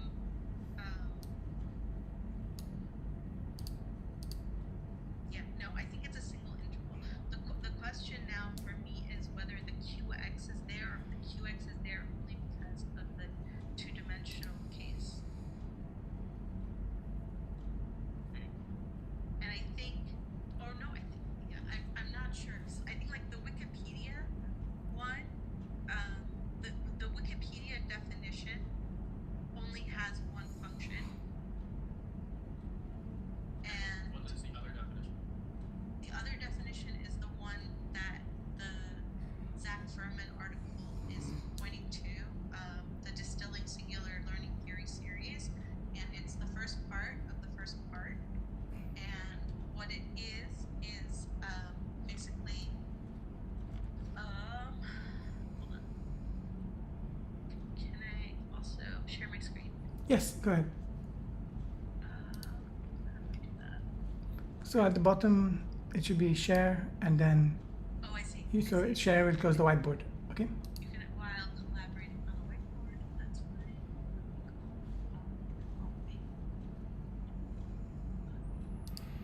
So close the whiteboard, and now you can share. Oh no, where did it go? We killed it. Whiteboard goes for everyone? Oh. I just closed it, but it's still there. I don't Like know if it's worth it. Okay, let me just, okay, let me, Just wait, share. please.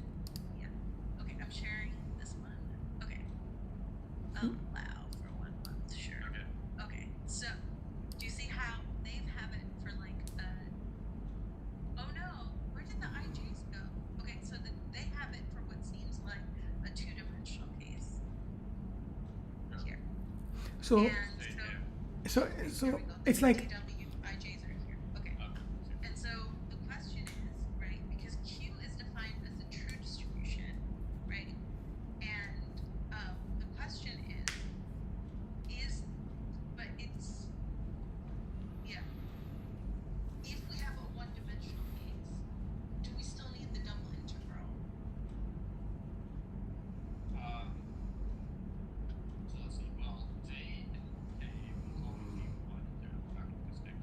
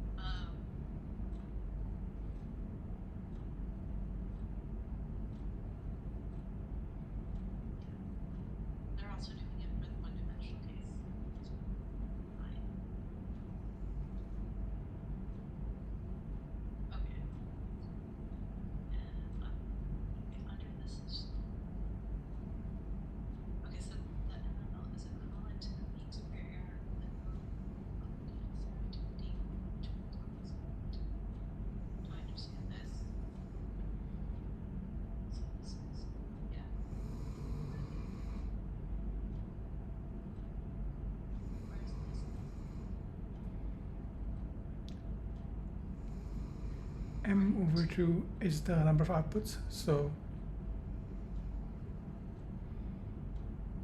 M over 2 is the number of outputs. divided by 2. So m and n is the number of inputs and m is the number of outputs.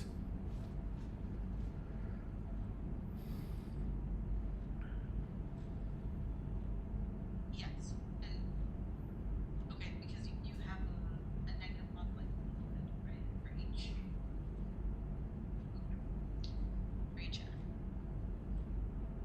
Okay. And then you get this long to high thing because you're adding. I feel like this like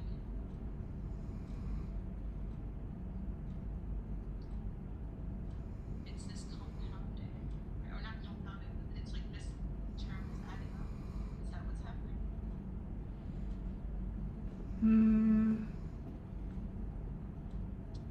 Which term? This one, Okay, p, Wait, y given x and w. it comes out, so it becomes like negative 2 pi m. No, it becomes m divided by 2, yes. So And then natural log, yes, okay, that's just all it so is. if you take the Because log of once stuff you that's take been the log multiplied, of it, yeah. it just comes out, and then, yes, so it is just this part, okay. Fine.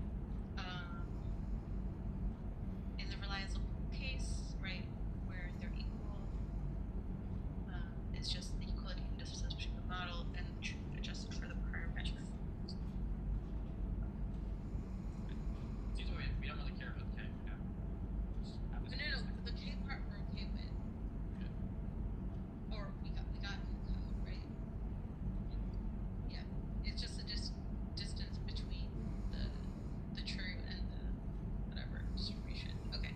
So now Interesting because here like we have this ijk as double integrals over n plus n, and then there's a q thing, and on the Wikipedia page there's only like there's no q, there's x and q. yeah, that's why I was like, there's no Q, there's no any of this, right? That's and then yeah, the Wikipedia page is not this.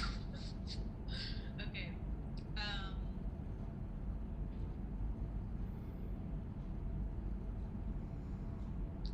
But I think that I don't know if there's a difference between like if that is for like maybe a distribution can have a Fisher information. Does that make sense? And then the Fisher information matrix is like the Fisher information between two distributions, or between a true and a whatever distribution.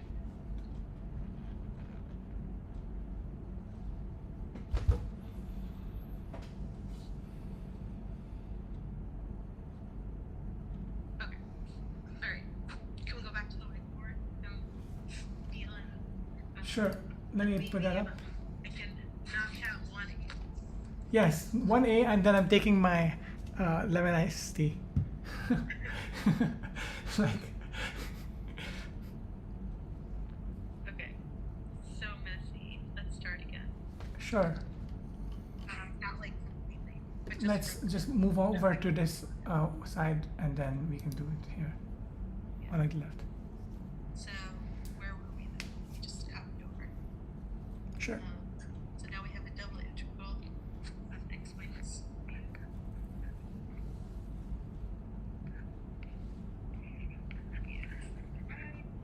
Nope, that's not it. I'm missing the other parts. Again.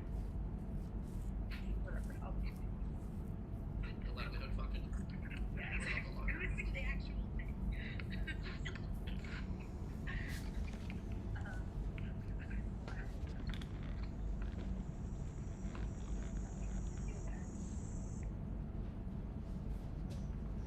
And we know that this is the standard normal. Yeah, this is the standard normal. But yeah, I will put it in. Okay. Univariate normal. So now it's gonna become pretty ugly. And then I'm gonna do, I don't know.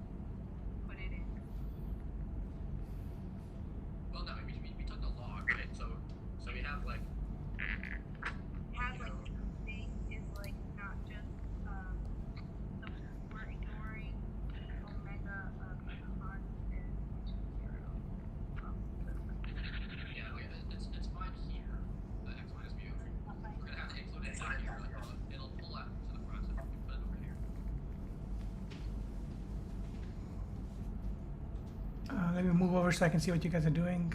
Okay, so here, I'm just gonna scratch that out. Sorry, this is There we go. too high. And then Yeah, that was handled. now, yes. So now. Although maybe come out another one. Maybe one. That one's gonna have another one. Yeah. So I'll do just get rid of the screw. Yeah.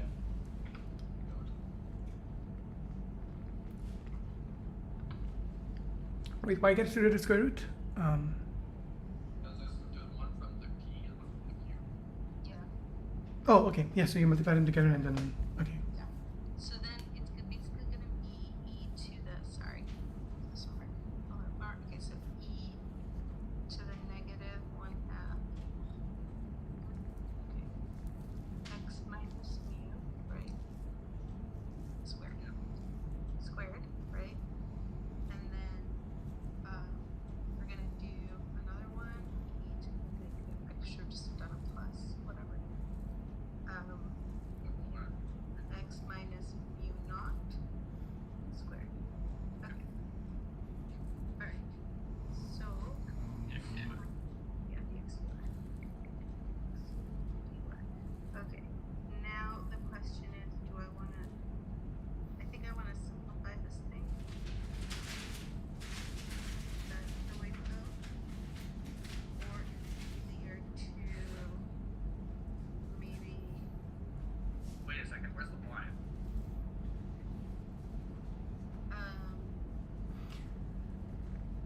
there is no y now. Then there's no y. So because this is so it is over dx. Okay, that's fine. One day I'll understand dimensions. That day is not today. Okay. I don't understand. You just said there, there's a p of y given x w. So like, Yeah, but that p of y given xw is equal to is equal to p of no, this is just p of x of mu. Oh no. Yeah. So what is p of y?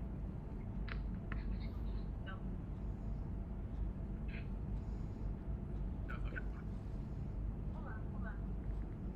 Okay. So where the thing I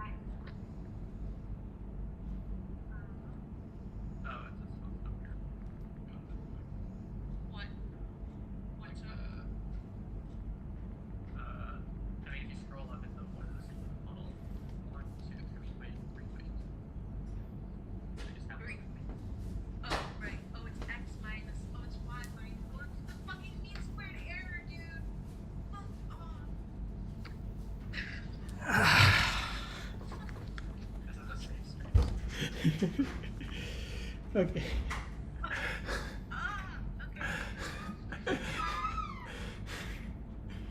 Alright.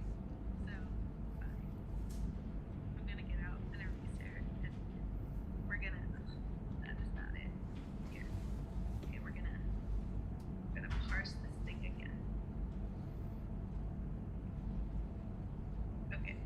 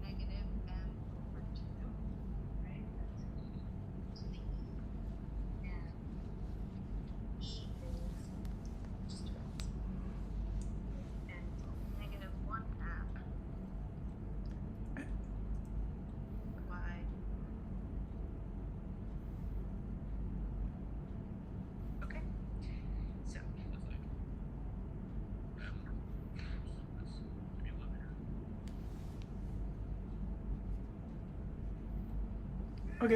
No, this is the so this is the model density. It's what it's called. Okay, so this is a model density.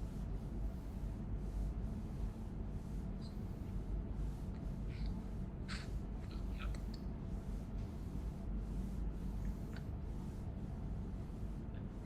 It's our version.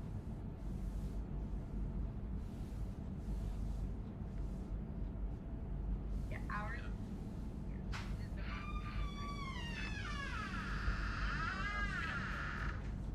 Some key function.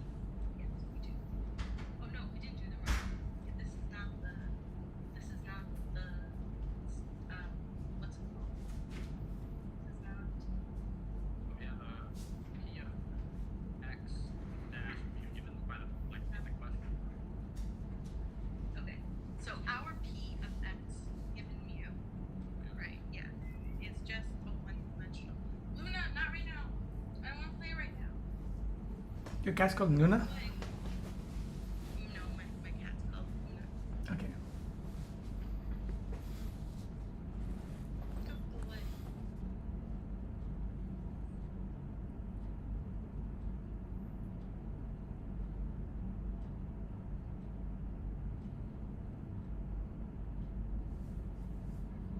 Okay. So ours is I'll stare at these two things together side by x side. minus y squared. X minus mu squared. And we're just like, where's the y?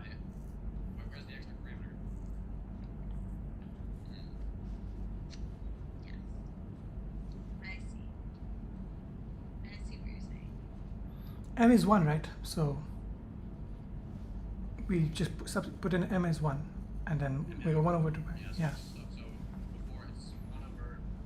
Okay, so actually there's 2 pi to the square. But they okay, so they have y given x and w. We don't have Yeah, so actually like the 1 over 2 pi that's the same. no, but see this is the model. That's the model density is what I'm trying to explain. So this is the model, right? Yeah. And this is the model density. Let me look. I mean I'm trying to find a difference between like how is it like p of sometimes y w instead of p of y x w. Oh, I think maybe no, the model density is the model, actually. I think totally. Right? Alright, well, let me just like do a little change of parameters here to make sure that we're keeping as many things the same as possible. P of y. I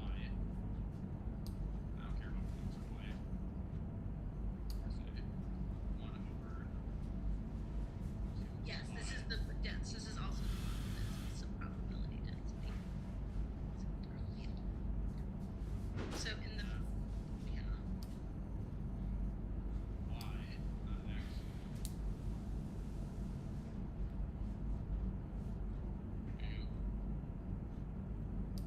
Okay, well, what's the real gap here? Looks like the real gap is there is a function f xw instead of our constant mu. That's Yeah. what the difference is. And the W is basically the same thing as mu because W is a parameter. Yeah. So we know that this whole thing, y minus f of xw, is x minus mu, right? Or is it, because like whatever's inside this, it's this. For, well, let's say p of x given mu. So whatever you see x, you should think of mu. So f of mu. So f of mu is mu. And then p of y, so you see p of x. So we have x minus, and then f of x give omega is just mu. So given, so instead of over here x omega, which is a function of x omega, we just have mu. Like, does that make sense? I don't know what f is. F is just a function.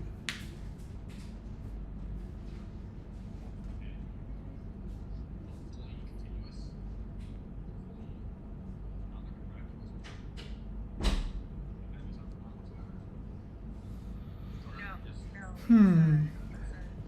You're right. Wait, no. What is F? It's real number over the real space, and it is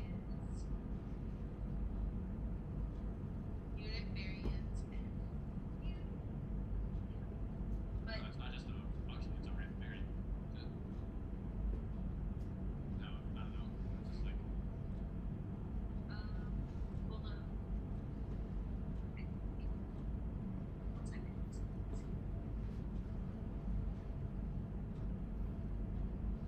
Okay. F is a map. R, real number n times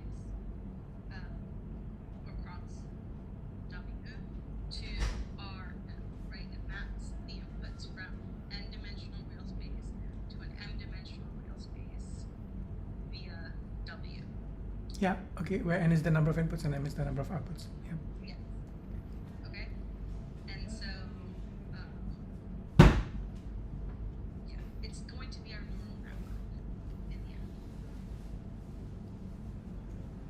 Yeah, but we're not there yet. Yeah, we're not there yet, but that's what I've been. So, in this case, right?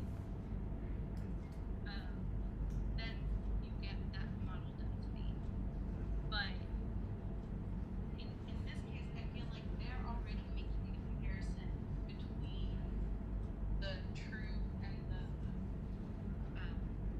whatever distribution, right? Because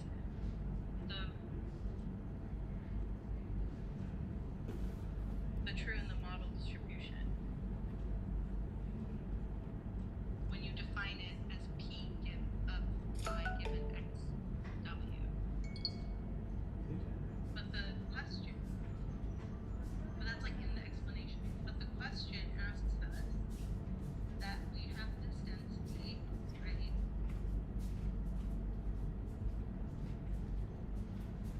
And the true distribution Q of, like, yeah, this true distribution Q is realizable by the model. That is, that Q is equal to P of X giving mu for some true parameter mu. Mhm. So calculate the Fisher information matrix of this model. Note that since we have only a single parameter, the Fisher information matrix will be only by one matrix. Use this to show the model is singular. Okay, so I think I'm understanding it a bit better now, and definitely that that F can now be of X and yeah, it's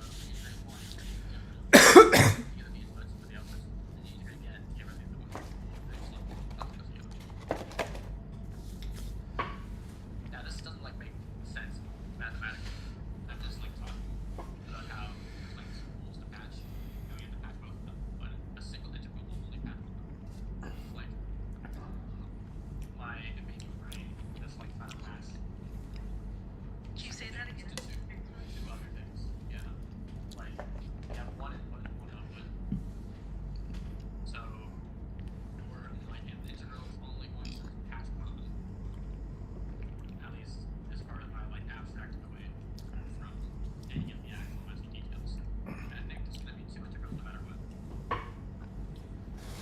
Yeah, that's how I feel too. Yeah. And then okay, so then I guess we would have the P of whatever. Yeah, and then we still need to have the original density and which is the P, and then we'd still need to have the Q, which is the actual density.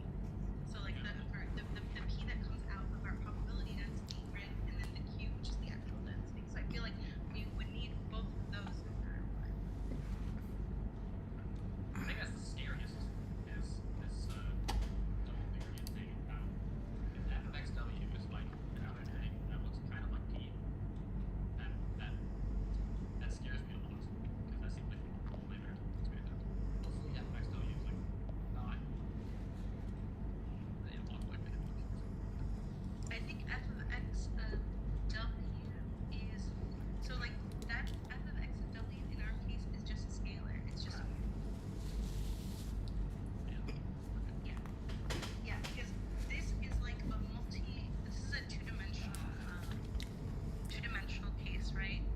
So where you have that you can want like so there's also like the x dimension, right? That you go up instead of just like one little nice function Gaussian, you have a blob. So it's like two like a blob going in the xy direction, a blob going in the a blob you can imagine the x direction and a blob or like a Gaussian in the y direction, a Gaussian in the x direction, you kind of like draw like they make a two-dimensional blob, right?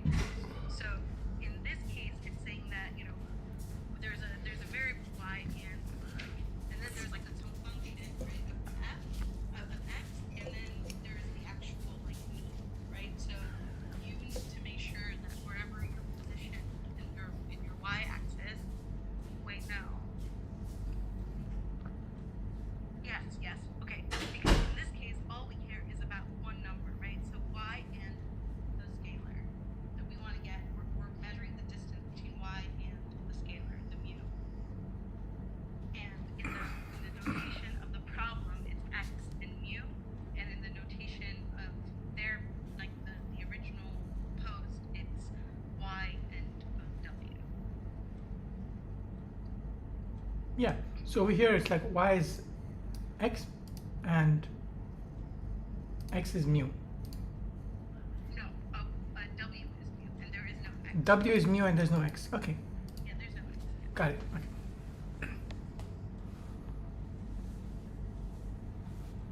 I think.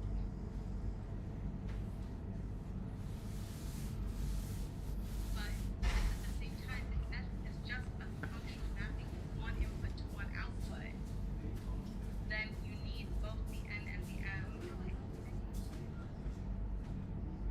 Oh, sorry.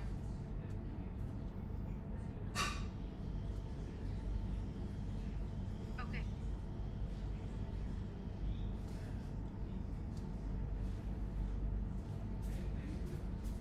Should we say bye? Or just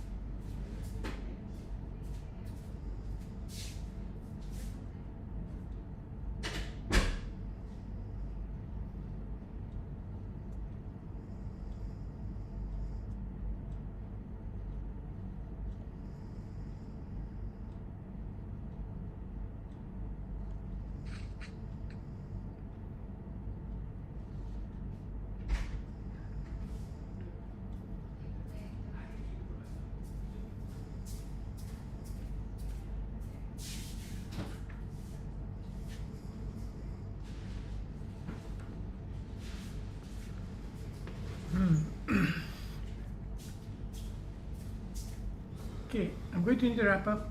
It's around 5 here. yeah. It's like 9 here. If you could But but thanks for this. yeah, I think we got this still mostly is point out some gaps in my fundamental knowledge before I even start on like Devonter. Maybe make Yeah, like you need a to read things and yes, like probably. So I think I spent a few hours, okay, trying to solve the first exercise, Yeah. but I didn't have the prerequisites. and I thought, well, let's skip the prerequisites. But probably it would have been a good idea to read those.